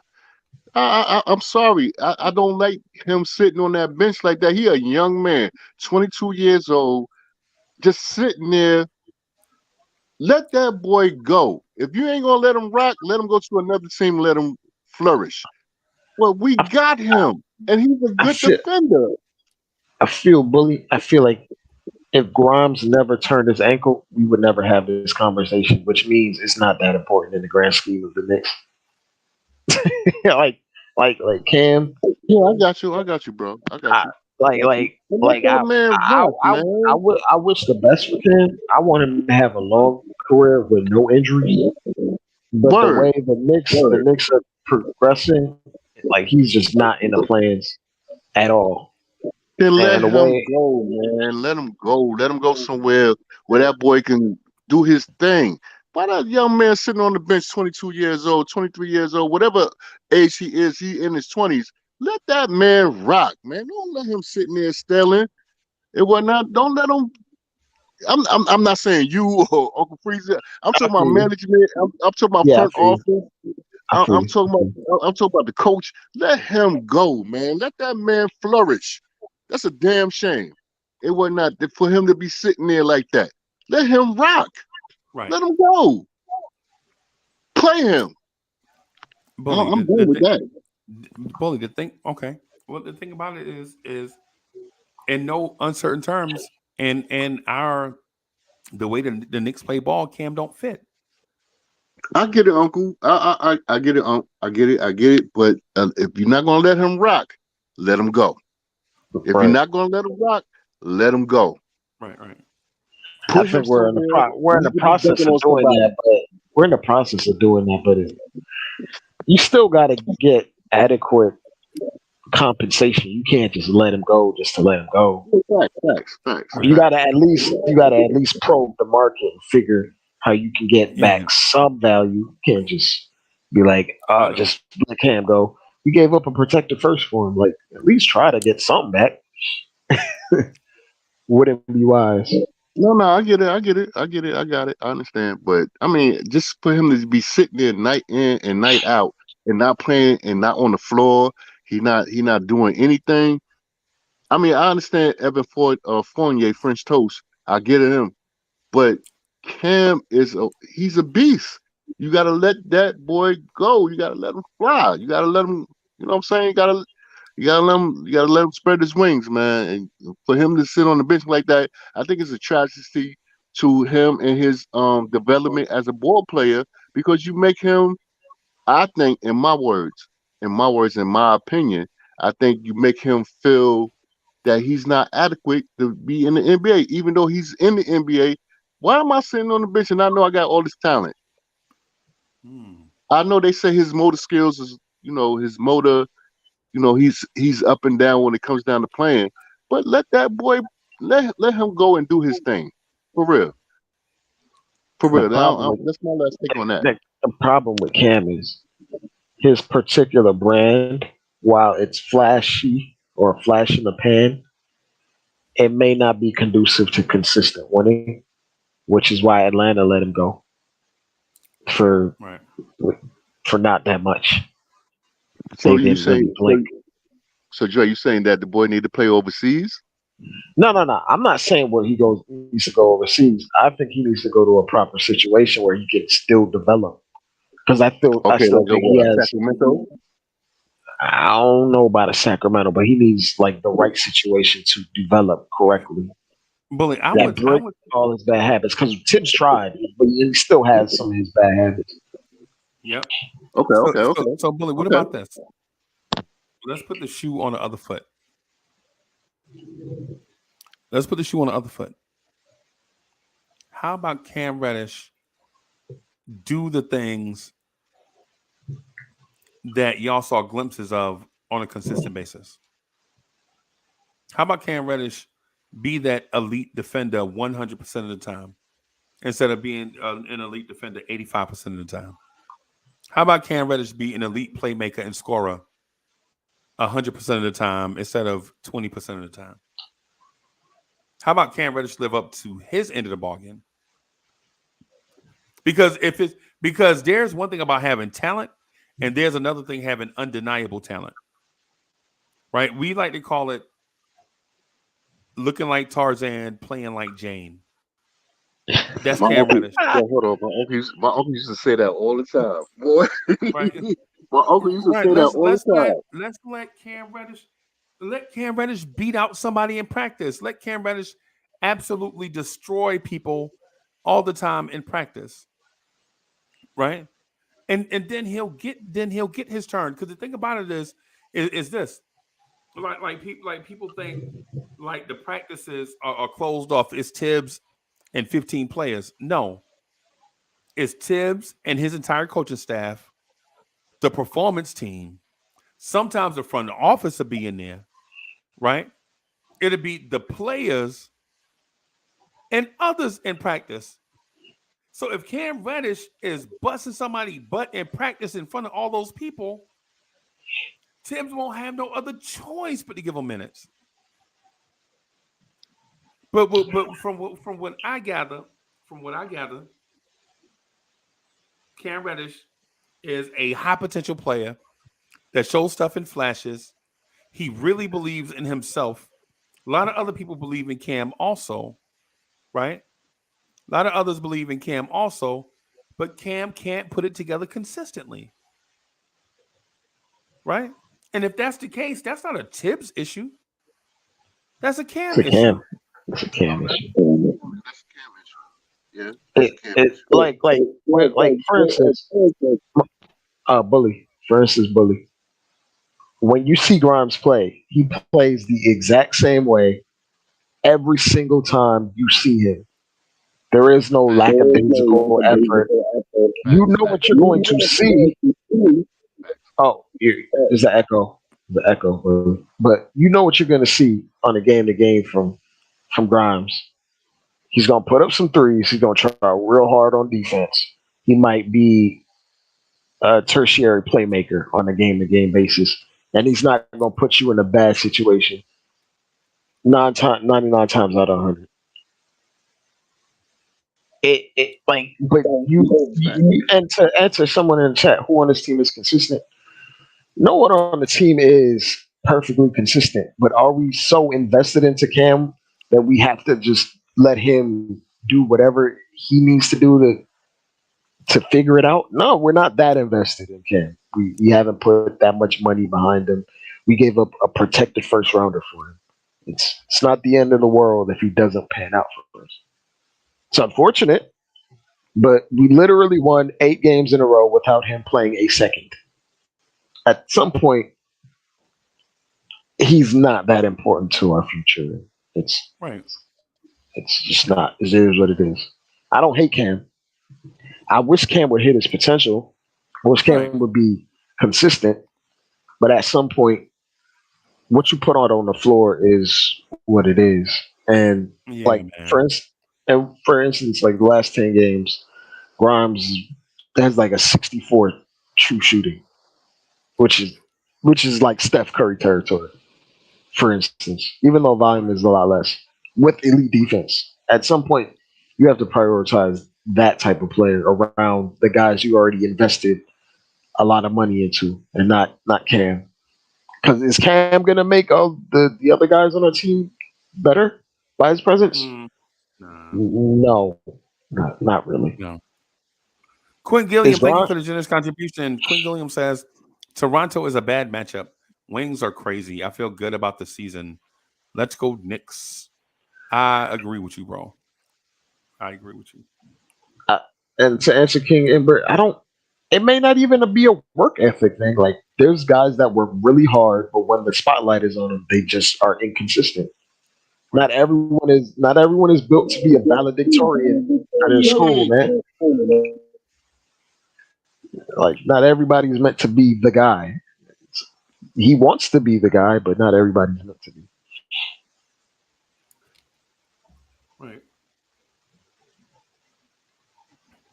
And you know what? And I agree with that. And my thing with Cam is you're not going to be able to develop all these guys on the fly. Like we're seeing Jericho Sims play, we're seeing Miles McBride play, we're seeing Quickly play, we're seeing Quinn Grimes play. We're even seeing Hartenstein and Mitch rotation. I mean, we used to say play the kids. Now Tibbs playing the kids. Now we want him to play one more kid. I'm a answer. That's a good one. I'm a answer because there's Jose in the chat. The Magic are not letting go of Bobo. They already put out like that they're gonna put Mo Bamba. They're looking for a first rounder for Mo Bamba right now. Right. And I would not give a first rounder for Mo Bamba, but they're looking to give him I ain't up. giving up nothing for Mo Bamba. What do you mean, man? I might give him a second, I maybe. ain't giving them. Maybe. I might give them a literal second on the phone. Hello? What? Goodbye. I'm not trading for Mo Bamba, bro. I feel you. Yo, oh, that's funny. That's funny. That's funny. The only player I think we can get cheaply that fits everything that we're looking for is Derrick Jones Jr. That type of Low player. maintenance, high energy, Low intense. maintenance, professional, defensive flexibility. He can play. Derrick Jones Jr. can play the 3 through 5 easily, right? While he's not a scorer, you don't ever have to question his energy, ever, right? Can you imagine on the floor you have Mitchell Robinson, Obi Toppin, and Derrick Jones Jr. energy-wise? The lobs. Oh my God! But people are taking that as like we're adding an ancillary piece. Like he's not going to be a huge part. He's just going to be a part. All right. We're not in the business of adding a big part at this moment. Right. We should be biding our time and trying to make the parts that we have become more valuable. Because because we go ahead for you. Oh, I was going to say because we should be in the business of making the parts that we do have at this current moment become more valuable. And they're doing that by winning basketball games because we just won 8 in a row.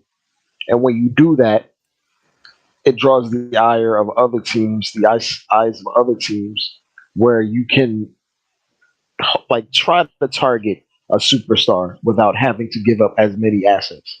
You have to think about it in the long term and not in the short micro, where it's like we need to make this move right now, and then we make the move, and then what do we top out as a second round exit? Well, we could be close to a second round exit right now without giving up any assets. It's just asset management at this point. Basically. I just want us to win. I just want us to win, man. I don't like Uncle said, I don't care who on the squad. I want a chip. I want a chip. I'm born 1973, man. That's the last time we won a chip. Bro, you about to be 50. Yeah, I am. Hey, yes, sir. Hey, bully. Wait, mute yourself. If we do it correctly, we aren't that far away, in my opinion. If All right. we do the whole rebuild correctly. All right, so when you say that, Dre, what are you talking about? Like, you talking about numbers, or we talking about game wise? What we talking about here? I'm talking about our assets becoming more valuable. It's like flipping houses, man. I'm not a flip a house. Come on. Right. You build something up, you invest in it, and then speak on it. That's the first value you sell right it there. for more. You sell it for more than the initial value that you possessed it for. And that's what we should be doing. Well, we signed Randall. My fault, please. Go ahead. I was just going to say, I said Derrick Jones Jr., right? Yeah. Could we have used a Derrick Jones Jr. tonight? Facts. 100%. That's what I'm saying.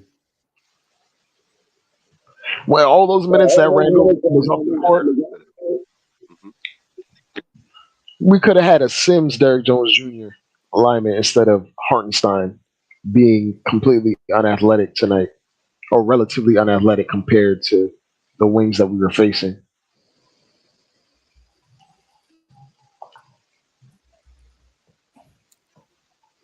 All right, so what we gonna do with him if we had him? Who? Derrick Jones. We got him in Sims though, right? He would come off. I think he would be the 10th man in the rotation. And I agree. Right. He'd be the 10th man in the rotation. So the rotation off the bench would be quickly McBride, Derrick Jones, Obi Toppin, Isaiah Hartenstein.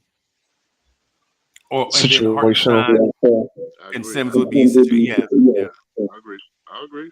I do agree. Because before the injury, Sims was situational.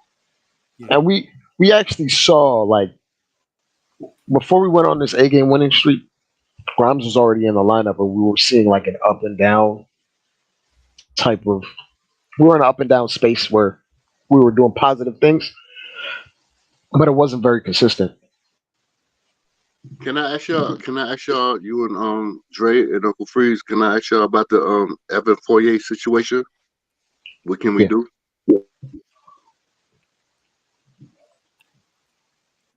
What you mean? What can we do? What were you like? We gonna trade him? Yeah. What can we do with him? Like, is he?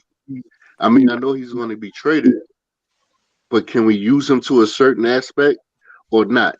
Or we just gonna keep him on the bench just like Cam and D Rose? I mean, like, is there anything we can do for him besides trade him? I mean, how can we work him out? He doesn't fit the identity of this team at all anymore. And once you go on a win streak playing with a certain identity, it's wrap.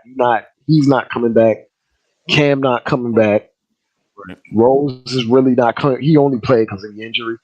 Like, these guys are gone. They're done. We only gonna get guys that fit a certain identity for this particular team, and that would only be like an ancillary piece for just this year. So who can we add if we get rid of them peoples? What kind of person can we add? Like, seriously, can we add a PG-13? Can we add like a Ingram? Can we add Zion ain't coming. That's damn sure. Well, we ain't doing that. We ain't doing that this year, period. We ain't adding no big piece. I feel like this front office is not looking to add a big piece at the break this year. No. I think they're just biding their time. They're biding their time and building up these guys. And I mean, I understand how, like, people can be impatient and they want to win a championship, but at the same time, you still have to wait. You have to wait. You have to develop. You have to grow. And if you get to a certain point where your assets become more valuable, then there you are. There you have it. You can flip them. But at this current moment, we don't even have the assets to flip for like a guy like PG-13 or SGA. Like, what are we gonna throw at them? Picks? Just picks? You think OKC wants just picks? OKC want way more than that. I'm just living in reality. I'm just trying to figure things out, because I'm not saying that the time is now for us to jump at the basket, but we need to do something immediately. It will not. I mean, like, we are a good team. I believe we are a strong, good ass team. We are very good. But I think we're missing a piece. I don't know what kind of piece we're missing, but we need to get up on it. Megan, what up? We need to get up on that. For real, man. We got to do something, because we got to strike while the pan is hot. Right. Let's do it. For real. But when you say strike while the iron is hot, right? There is nobody available as far as like you want to win a championship, right? So, of course, you need superstars to do that. But there's no superstar available that we know of at this current moment. So, what iron are we striking? It's cold right now. I know it's very cold. It's very cold, bro. I ain't gonna front. It's cold, and it's cold up in New York. It's cold up here, but we got to do something, man. Man, this is ridiculous right now. We got. No, I'm not gonna say it's ridiculous. I'm actually loving how the team is moving. I'm loving the way the game is moving with the Knicks. I'm loving the camaraderie. I'm glad Julius is out his little attitude or whatever you want to call it and stuff like that. It's called it a funk. Yeah, the funk. Right. But I'm appreciating how this team is moving. Okay, we lost tonight. We're gonna get it back together. I want to win. I want to win. And hey, if I gotta put my grandma out there to put on a jersey and make her dunk something, she gonna get out there. Fuck that. Word.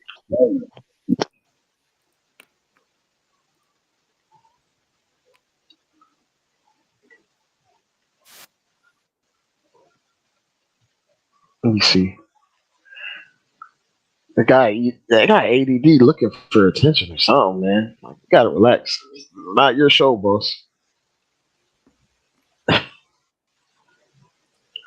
I like the idea that Freezy had to say we may need to buy low on a high ceiling talent, or buy not completely though, but before it becomes inflated and then it makes no real way to acquire him without giving up a ton of assets. Like trading for SGA, we should have attempted to trade for SGA 2 years ago. Now what his values at his complete highest right this moment, right this second. He would go for more than what Donovan Mitchell went for right now. Easily. Okay. You're right. You're absolutely right. I'm sorry, I had walked to the kitchen real quick. Right. We could have got SGA a long time ago, man.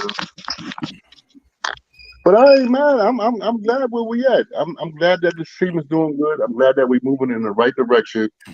And we looking like we're doing something. We look like we're doing something. And he's not overrated, Almighty Finesse. He's not overrated. That boy is a good player, man. For real. I'm talking about SGA? Yeah, SGA. Yeah. I don't think he's overrated. I think he's a decent player. No disrespect. More than decent. Yeah, I think he's decent. I don't think he's overrated. I think he's on the line. He's on the line. He's on the cusp of superstar, like real superstar. Yeah, I believe that. I believe SGA is a nice player and whatnot. But I think we need another piece. I don't know who the piece is, or I don't know. It's for this year. It would be targeting. Mute yourself, Billy, real quick. Yeah, go ahead. I think for this year, we would have to be targeting something small. It's Bully because he don't have headphones on. Bully don't got headphones on. No. I'm on my phone. I'm on mute. Yeah. All right, there we go. Like we're not in a position to target something that would cost a lot to get, and it would make no sense. We kind of figured out something that would work in the short term, and I'm cool with just winning regular season games and seeing real growth and development from guys that are on their rookie scale contracts still. Like there's nothing wrong with that. Being antsy and getting a taste of just winning this will put you in a situation where they do the wrong move and it sets you back long term, where you get the superstar, but then you don't have the necessary pieces around the superstar to help you win a title. And then you're kind of just moving. You're just pushing the needle just a little bit higher than what we are right now. You have to be. You have to be. You have to be diligent. You have to be smart. Okay, I could deal with that. No problem. Like I want the superstar just like everybody else do, man. Me too. It's just everybody wants a superstar, but you can't have the quick fix. You got to bide your time right now because we don't know who's going to be available. Can I ask you, Uncle Freeze? Like, if all right, with Dre, I mean, with Dre. Damn it, I wanted to say, with Dre and Uncle Freeze, would have made the move or the trigger to get Spider here? Like whatever. Let me get Spider over here. Who? I mean, I don't care about the sacrifice. Would have done the move? What's the point? Though? What's the point you getting at? Huh? What's the point you getting at? I'm getting at. All right, we had Spider on the table, right? Why did we not make this move? Why did we not do this? I mean, I mean, what's your point? You said the question like 4 times. What's your point? What are you getting at? I'm getting at. I would have did everything I could have did to get that boy over here. To get Donovan Mitchell. Yes, facts. Yes, and I'm asking y'all. I'm asking you and Dre in the chat, Kelly, all y'all, man, child, all y'all up on the chat. Would you have pulled the trigger to get the man over here? That's the question. Right. But what I'm saying is asking questions that we may not get a real answer to is not really doing the question any justice, right? For instance, if you just want a star, then you can just say, "Hey, man, listen, I want a star, and I want him right now." Is that not true? Yeah, and you give up whatever price it is. Yeah, you're right. What I'm asking, what I'm saying is, I'm not saying because what if I'd have said no? Okay. Then what you would have said? You'd have said, "I still want."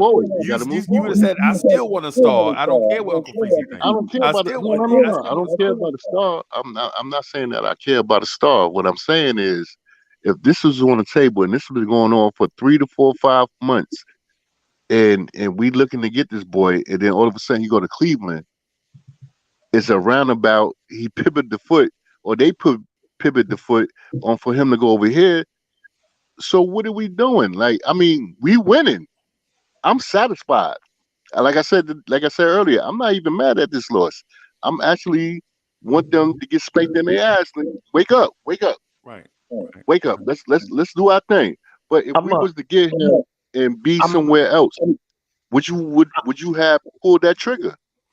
I'm gonna ask you. I'm gonna answer the question. Hold on for a second, Dre. Okay. Hey, bully, you're gonna have to use some microphones, bro. You're gonna have to take you down out the live stream because you're I'm sorry, I'm on my phone. Yeah, I understand. Listen. Use some headphones. Your speaker. I understand. Listen, hold on, bully. Your speaker is going directly into your microphone, so when we talk to you, it's coming out your speaker, going straight in your mic, so it's reverbing. So you still had to either get on speaker or like talk on your phone like regular, like put the phone to your head or something. All right, so let me put my Go to the see how I'm talking right now. It's coming straight to your speaker, going straight into your microphone. Yes. Okay, I got you. Reverbing. Okay, got you. My bad. All right, so I'm gonna pause off, and I'll be back. All right. I'm gonna answer your question though, Bully. With this particular coach, say hypothetically we did do the move, right? We would have RJ would probably be gone. Okay. Which is cool. Do you think Grimes would still be here? No. Probably. Okay. Grimes would be gone. Yep. Okay. They offered Mitch Robinson. So I don't know. We also offered a bunch of picks, right? Yep, and a bunch of picks. So our current identity with how we're winning games is basically playing a lot of defense and hubbing like basically making a hub out of three guys offensively, right?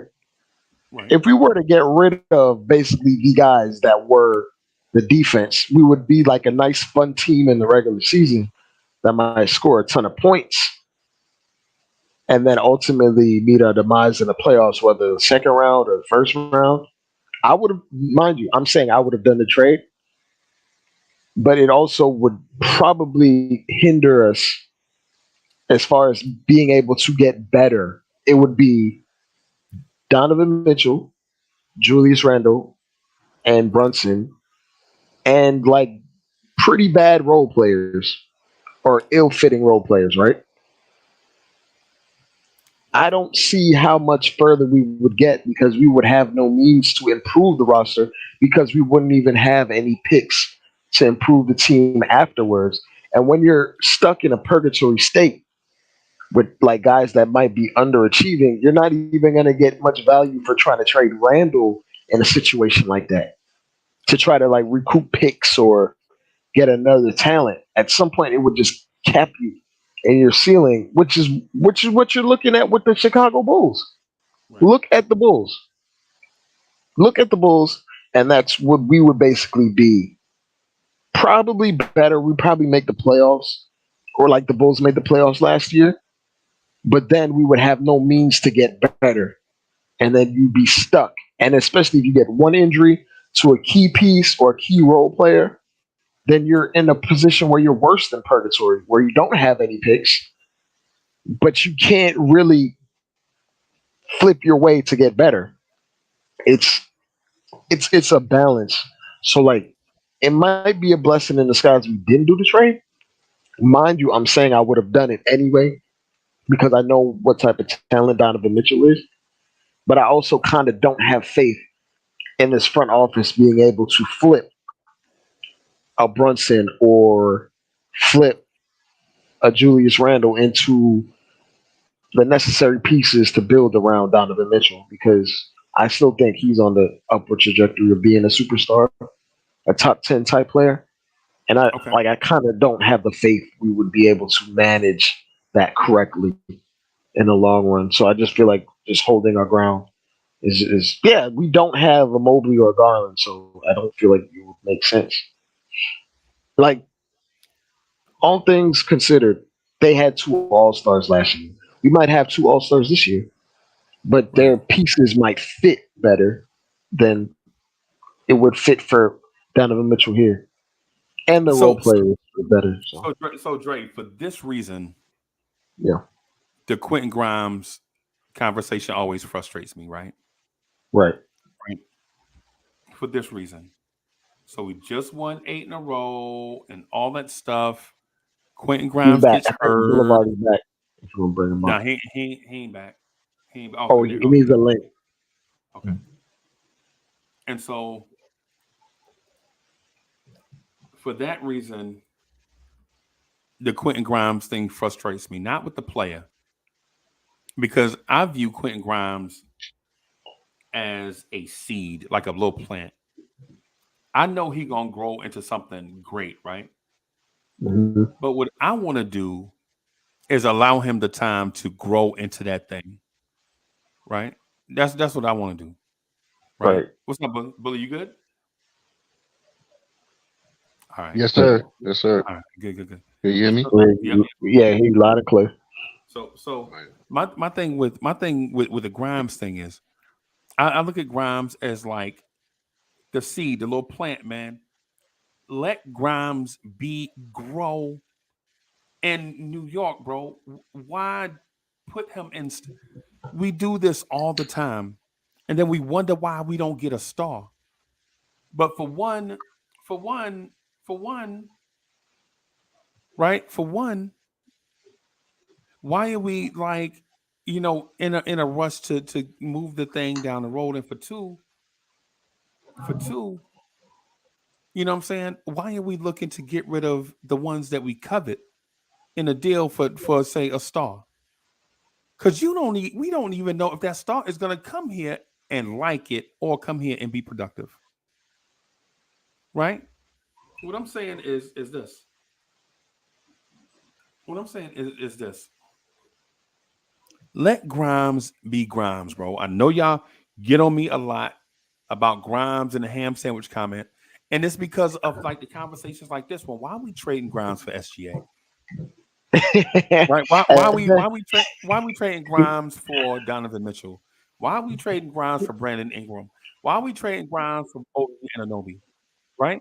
All those teams that I just mentioned with all those players envy our position in the last 9 games. We 8-1 in the last 9 games. Right? 8-0 with Grimes. Why would we mess that up? Why don't we just be patient, bro, and let this thing marinate, let it rock, let it cook? You know what I'm saying? That's all we got to do, man. And instead of creating our own blind spots by tinkering with the roster too much, we can just let these young kids just go out here and play. That's why. That's one of the reasons why I'm kind of glad that they don't mention Miles McBride enough or a lot. Because see, I like Miles McBride, right? And I know there are times where he don't do the right thing, but he's young. Right? And so, but the thing about it is, every time we see like one of our young players show a little bit, we expect a lot. Right? Even with Cam showed us a little bit. Now we expect a lot from Cam. Freezy, the Cavs literally just did what you're saying last year. They just let the young kids rock. They started winning. Laurie Markkinen bolstered his value because from the Bulls he was viewed as nearly a bust. And then they built his value up and then threw him in a trade for Donovan Mitchell. Facts, Drake. Facts, Drake. And they gave up 3 picks instead of 5, like what Gobert went for, basically. Because they let things build and grow. Like you have to do things like you can't skip steps. You have to do things organically to a certain point. Right. You skip steps, you end up like the Brooklyn Nets. Right. What I'm saying about, I understand where you're going. What I'm saying about us is this: was the 8-game winning streak not good for us? They were fake Man, I think it wins. was very good. They weren't real wins, apparently, because we lost them. I think it was good wins. I think it was good wins. I know we was supposed to, I'm not saying we were I supposed to feel get you. spanked tonight. I'm not talking about you, Bully. I feel you, Bully. I'm talking about like some people that want to get the instant gratification move, and like you're reasonable and you understand. Like sometimes you gotta wait a little bit longer to get what you want. But some people just want to blow it up for the sake of blowing it up after an L in a hard fought game where a whole bunch of things went wrong for us. Right. I mean, they got their behind handed to them, and they deserved it. They need to wake up, and they need to be more stern and 10 toes down. And let's rock. Let's rock. No team is going to go undefeated though. And like what Kaiser Salse says, I don't want to trade Grimes. That's him speaking, right? I want to just keep drafting and growing. To be honest, y'all the ones that's always crying to make fantasy trades. Hey, Kaiser Salse, and the thing about that though is think about the trade that I just said, right? If we got to do something, this is me being put on a spot. So I'm put on a spot where, yo, man, we got to do something, man. We got to trade, the guys on the bench, blah, blah, blah, right? In that scenario, I was like, yo, you know what then? Let's just go get Derrick Jones Jr. And I was laughed at in the chat. The chat laughed. Derrick Jones Jr. is trash. But what I was saying is just go add a piece to what you already have. See, if you go get Derrick Jones Jr., you ain't got to worry about impeding the development of the young players that you have that's already getting minutes. You won't be seeing cameras being panned to him and seeing them soak on the bench. And then like that's a storyline. No, that's just Derrick Jones Jr., a professional. Like something that adds but doesn't take away is all you need. Right. And so to a Kaiser Salse, hey Kaiser, and this is directed at you from Almighty Finesse. Why can't we add OG Anunoby? Right? That's directed at Kaiser Salse because Kaiser Salse, You know what I'm saying? Just said that. Just read the comment, right? And Kaiser responds, "But now that I've seen the winning streak, I'm good with being patient and growing organically. All I needed was to see life in this team." And 1,000% facts. That's where I am at the beginning of the season. I think a lot of times, man. I guess because we're on so much, a lot of times what we say gets taken out of context. And sometimes I just say stuff to be funny, bro. I ain't gonna lie. So sometimes I'll say something, man, just to be funny or whatever. But the thing about it is I was okay with whatever direction that we went with this team. Is if the team won 50 games, I was super cool with that. I was gonna go see them play in person. And if they was gonna be in the lottery, I would have been cool with that. And I would have went and saw them in person, right? But the thing about it is when you ask a hardcore Knicks fan what they want, bro, you get Kaiser Salsa, you get 100 different answers in the chat all night.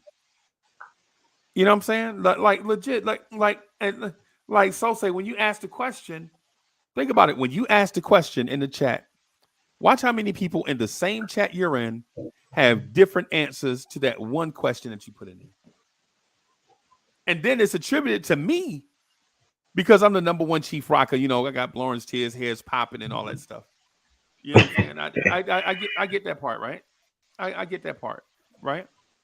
But my thing is this: we all have our own wants and sensitivities about this team because of our past experiences. Like with me, this team has been without a championship for so long that yes, I want a championship. Right? Yes, I want one. A lot of people in this chat want championships too, but for different reasons. Uncle Freeze. Hey, go ahead, bully. All right, my bad. Listen, January 20th, I'm gonna be in the A, man. I'm gonna be down there for that New York Knicks. I know. Versus Atlanta. You know, I already got the word. You did? From my man. Yeah. We you got the word? We drinking. Oh, I'm sorry. I thought you wanted me to sing the anthem. I thought you wanted me to do the anthem. I thought you wanted me to do the anthem. Okay.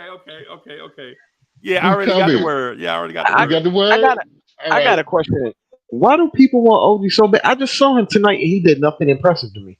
He was garbage. I'm going on mute. He was garbage tonight. He was going against guys that he was bigger than and more athletic than. And he didn't really do nothing. He ain't stop RJ either. No. By the way. He did not. So it's like you want OG, and this is the thing. 3-and-D guys are at a premium. He's not even an elite 3-point shooter, but he's considered 3-and-D, right? He's playing at a high level defensively. Yeah. Those players are at a premium, and the Raptors are in a weird state where they will sell him off to the highest bidder. So do you want to keep bidding against other teams in the current state that the Knicks are in for a guy like that that's not going to make us that much better? Like, what sense is that? Right. OG is not garbage. I'm not garbage. Yo, you got the best signal out, man. You got the best signal out. You a good dude. You and Dre, for the love of the game, Corey, y'all is some good dudes. Uncle, I swear to God, I ain't know you. I don't know how you got this. I know who told you. Yeah, I'm sorry. Yeah. I'm gonna leave it alone. Yeah. I'm coming like a wild mangy down there, boy. You heard? Bim. Out of town? What? Dim. In the A? Okay. All right. Yeah. All right. Mm-hmm. Shut up. I got it. Yeah, man. I got it. I'll be glad to meet you. Yo, Dre, you need to get your behind down there too. Let's rock. To Atlanta?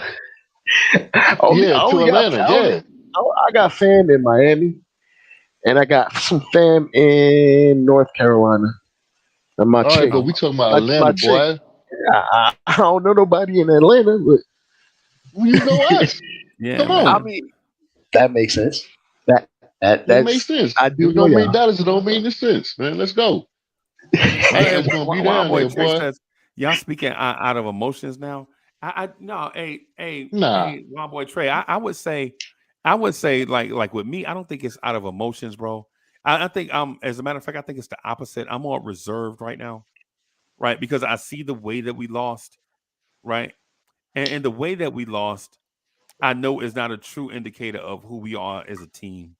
I think we got on the back end of a back-to-back with the holidays coming up, with an injury to a starter, with a lot of stuff, man.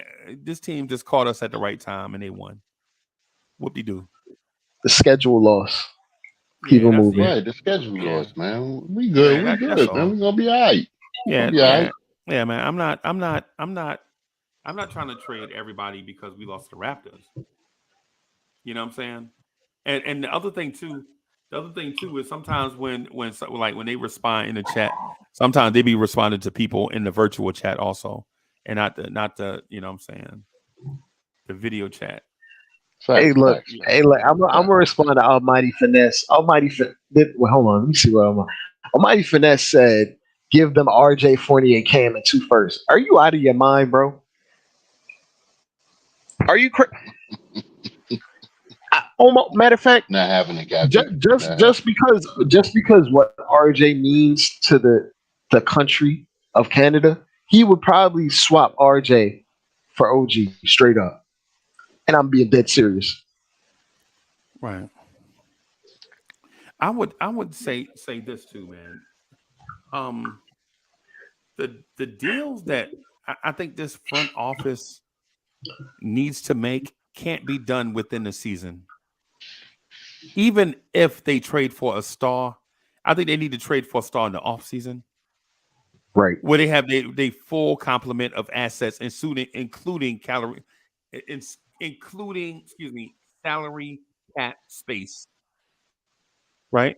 Because salary cap space is a very underrated asset during the offseason. You Mm-hmm. can legit take on a terrible contract and get a stud with it. You know what I'm saying? Just to absorb a bad contract, just to give another team flexibility in free agency. Right. Right. You know what I'm saying?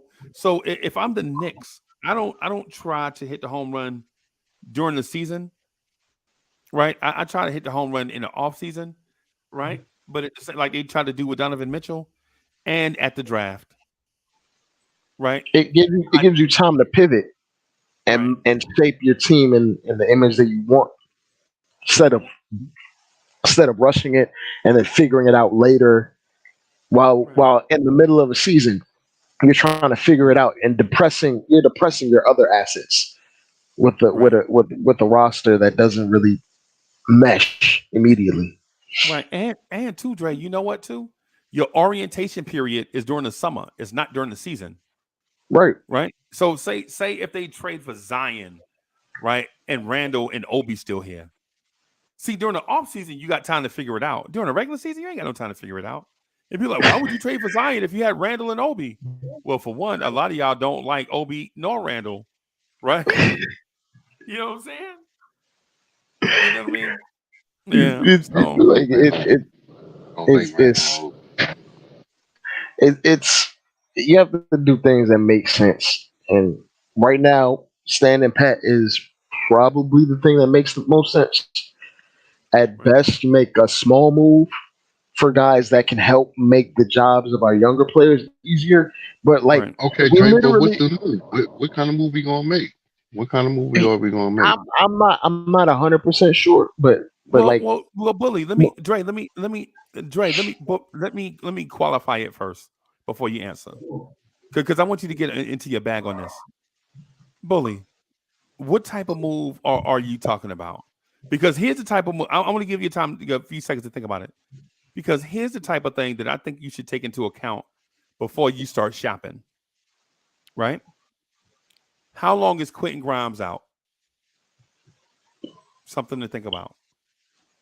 Is Grimes only that sprained ankle? That sprained ankle, is Grimes out a week, 2 weeks? Does he just miss this one game? We need to understand where Grimes is. How long is Obi out? Is Obi out 3 more weeks? Right? Because he's supposed to get reevaluated next week, right? So if Obi gets reevaluated next week, is Obi gonna be out 3 more weeks, 6 more weeks? Because now you're talking about middle of February for Obi almost, or beginning of February for Obi coming back, right? And then you're talking about the King holiday potentially for Grimes if it's as severe as what we think, right? Or as severe as it might be, right? And then you have to take into account Jalen Brunson takes a pounding at point guard. Yes, he do. He falling on the floor all the time. Do you go get a guy to back him up? Do you go get a guy that can do all those things? Do you go get a guy that makes Obi more dynamic? Do you go get a guy that's better than Grimes and send Grimes to the bench? Or do you go get a guy off the bench that can play Grimes and Brunson's role when they go to the bench? Okay, see, it's a lot of stuff to think about. Yeah, it's a lot of. Right. One, if you got old boy falling on the floor all the time, talking about Brunson, I call him General Brunson. If he's falling on the ground all the time, there's really no backup for him because he's tough as nails. If your nail keep bending, you really don't have nobody to back him up besides Quickly. Now, if Quickly go down, and you got Grimes, you talking about Grimes with his knee and his ankle, right? There's really nobody for him either. Like we in limbo. How about that? All the questions that you just asked, all the things that you just put out there, foresee and whatnot. There's no backup. There's really no backup. What do you mean? Now, if, like you said, we're gonna get some cheaper. We going to Price Chopper. We going. What do you mean there's no backup though? Are you saying you can't trade for a star, or are you saying there's no Grimes? Are you saying Grimes and Brunson are going to stay hurt regardless? Okay, so you put me in the corner, and I like that. That's cool. I don't have a problem with it. If you, no, I'm asking. I'm asking because I want to know. I want to go to the place where you at. I want to understand where you're coming from. That's why I asked the question. Yeah, no doubt. If you're playing for a Thibodeau team, you're gonna be running the ground. You're gonna be running the ground from the ankle to the knee and whatnot. To make jump shots and do slam dunks or whatever, defensive moves or whatever. If you're playing for a Thibodeau team, but if you had a better coach, and I'm not saying that Tibbs is not a better coach, I'm just saying if you playing for him, you're gonna run your body in the ground, dude. Straight up. You running your body in the ground. Now, if you had another different coach, I'm not saying the Kenny Atkinson or whatever, or whoever. I like Mike Wilson. I love Mike Wilson and whatnot. That was my dude, man. Mike Wilson was that dude and whatnot. But if you hurt, he don't care. He don't care. You gonna get out there and play your ass. You gonna play. If you could talk and walk, you gonna get up there and shoot a jump shot. Yes, you are. So you saying that Brunson and Grimes being hurt don't matter? They gonna play through injury. Yes, they are. Right. Yep. But what I'm getting at though is who are you going to get when they come off the floor? Because they're not playing 48 minutes. There's nobody to get. There's nobody to get. Okay. All right. So there's no trades to be done then. Right. There's nothing. This is. You remember the free cheese line? You remember the free cheese line back in the day in the 80s? And the free cheese line. I was on the free cheese line. Yes, I was on the free cheese line. And they used to bring it in the box truck. I used to get up in the box truck with them. You did right. Yeah. Buster Browns. I went to Buster. Man, what? Two guys. What? Yeah. Two guys and Favor. Favor. Yeah, bro. Mm-hmm. Yeah. So yeah, man. I mean, so what I'm getting at though is this. So if we don't, because to Kaiser's point, right? What Kaiser is saying, like the team is in a good place. The team is in a good place, right? The team is in a good place. We won 8 out of 10. You know what I'm saying? The fantasy basketball trades may not work here, but at the same time, right? At the same time, maybe what others are saying by making moves around the periphery, like what Coach Malpica was saying. Trades around the fringes. I don't know either way. Right. Y'all know what I like to do. I'd like to go get a Conley and a Clarkson and a Derrick Jones Jr., something like that. But something that's not gonna impact the development of the kids. Exactly, because like we won 8 games in a row with like the average age of our rotation being like 23 years old and some change. Right. That doesn't really happen that often in the NBA. So when you see something like that, we shouldn't be so quick to being like, let's ship off all these guys right now while their value may not even be at its peak. Right. Just to get a guy that might take us to the second round, and then we have no means of getting past the second round. You have to have the foresight beyond just this year or next year. Like me, like I've always had this idea that it can take 3 years, like 3 years to be a high level competitive team year in and year out. And if we're doing it in this way, as we're currently constructed, what's good, it Danny? might be what up, Danny? It might be the time that it takes for us to get to being a true contender. It might not be all that far away if we're giving these young guys a chance right now. Right. Dre, when you say far away, I'm sorry, Dre. When you say far away, what is far away? 2 or 3 years. 3 years max. 2 I agree. years. I actually agree. I actually agree with you. For real. I think you said that correctly. 2 or 3 years. I think this team is going to be a monster. We Godzilla and King Kong on everybody. Hey, and they King Kong and Godzilla made some dope movies recently, bro. Y'all saw them? Oh yeah, I saw them. Yeah. Yeah, bro. Great special effects. Oh, excellent, bro. I used to watch Godzilla on Channel 9, bro, back in the day. Yeah. What? Hold on, WWOR? Yes. Channel 9 on Thanksgiving? Yes. They used to have the Godzilla 3 movies. They used to have Godzilla versus Mecha Godzilla, King Kong versus Godzilla. What? Yeah. Is you serious? I remember the Stop summertime. During the summertime when they used to have a marathon, used to run down to the corner church and get like a free lunch and come back and watch what? Bro. Listen, I know. First of all, what y'all know about free lunches? First of all, you know. I know free lunches for PS11 270. Yes, yes, bro. Lafayette Avenue and Clawson. Come on, stop by the 88th precinct. Stop playing. I know. That's my school, bro. And they used to give you a juice and a milk during the summertime, bro. You used to get a juice and a milk. And go play hide, go seek. Yes, let's go. And people alleyways. Going in their backyard. Yo, anyway, this is the 70s and 80s, y'all. This is the 70s. Hold on, manhunt. Yep. Kick the can, Cocolivio. Yep. Flies up. What? Yep. Stop. It's crazy. It's That's why sometimes when I talk to y'all, man, I get so comfortable. I get so comfortable with y'all, man. I just start talking about other stuff. Man, get sidetracked. I just bought me some 40 below Timberlands. I just bought me a new pair of 40 below Tims. Wow. Word. Damn, nice. Word. Wow. Word.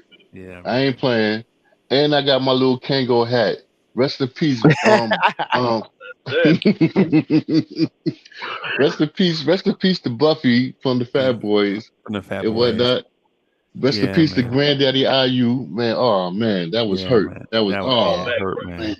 Granddaddy IU. Wow. Yeah, man. Oh man, that was my dude right there. And Sherwin said he liked the Asian martial arts movies, bro. I used to love them, man. We used to go big time. Man, we used to go uptown, man. And right off of Uptown, man, there was a little Asian spot, man, where all the good Chinese food was at, man. Hold on, Uncle Freezy. Outside. You remember 24 on 42nd Street on the Strip, 42nd and 8th, where all the theater was at? and you can go watch the 5 Deadly Venoms. You could be there all day, bro. In and out, All in and out. day. You could be down there In all and day, out bro. like a bank job, yo. Smash, grab, get, go. Like a bank job, yo. Watching movies all fucking day. Oh, excuse me. I'm Old sorry, language. my language. Sorry, my language. Yeah. But you be in there all day watching mad Chinese flicks. Yeah. And watching other flicks, whatever flicks is and going on. You can eat down there. You can eat for like $3, bro, and be full. Arby's bro. was across the street. Yes. Arby's was across the street with Burger King and McDonald's and Roy Rogers and them. Roy Rogers. Wow, I ain't heard Roy Rogers in a minute, bro. Yeah, man. I used to love man, what? But hey man, nowadays, bro. Nowadays we done got to be old man, bro. We be reminiscing about the good old days. Our kids would never do that stuff. Exactly. You know Anybody that's listening on the chat right now, I'm not promoting anything. Watch y'all some 5 Deadly Venoms, old flick from back in the days, 70s. Right. Old 5 Deadly Venoms. It's the dopest karate movie ever. Right. Wu-Tang all day. Word. Oh, I don't know, bro. I don't know. Ip Man is fire, bro. Oh no, Hitman. No, Ip Man. Yeah, I know what you're talking about. Ip Man, I know. Yeah, Ip Man is a joy. Yeah, Ip Man is fire, bro. 1, 2, and 3. Yes. Yo, Ip Man fire, bro. I'm telling you, like some nights I get off the live stream, bro. I get off the live stream and I grab my pad, man, and write stuff down, and I just like throw on some Ip Man, bro. It's crazy, bro. Ip Man is the joint. I ain't gonna front. I love it. I love all of it. Yeah, man. I love it. But Uncle Freezy, I'm sorry, I don't mean to interrupt. Go ahead. Man, I got to get out of here anyway. I got to get out of here because we trying to do some stuff for the holidays, early day tomorrow. You know what I'm saying? So I'm gonna get out of here. Bully, as usual, bro. It's a pleasure rocking with you, man. I love rocking when you got your microphone right. Nice straight. Nice. Yeah, well, you. Damn. Nice tree. Straight blinged out. Yeah, that's fire. I got it right there. Yeah, man. Hey, and so man, it's a pleasure rocking with y'all, man. You know I love you too, man. Yo, man, be safe. All y'all have a good holiday, man. All y'all be safe. Don't worry about what's going on. Take care of the family. Take care of everything. Jay Boogie, Uncle Freezy, Greenie, Dre, everybody. Y'all be good, man. Yeah, we gonna make sure. Who that, Danny? That's Danny? That's Danny. Danny Landis showed up, bro. I ain't seen Danny in like a minute. So Danny, how's Lucas, bro? He's good, man. Freezy, quick question before you bounce. Who was guarding Siakam tonight? Nobody. That's no excuse in the drop 52. No excuse. Yeah, you didn't see the game because you at work, right? Yeah, I didn't see it. No, I was working. Yeah. Okay, so I don't want to give it away, bro. If you can, just put the game on because I know you probably gonna be dead tired, right? But if you can, just put the game on, and you'll realize that he didn't kill us like that. We put up a lot of fight. We just came up short, bro. You know what I'm saying? So we shouldn't have lost to them. We shouldn't have lost to the Raptors, though. Nah. You agree? Nah. It's all good. It's all good. Yeah. But let me. We get another 8. Yeah. I'm gonna get out of here, man. I'll holler at y'all later, though. All right, bro.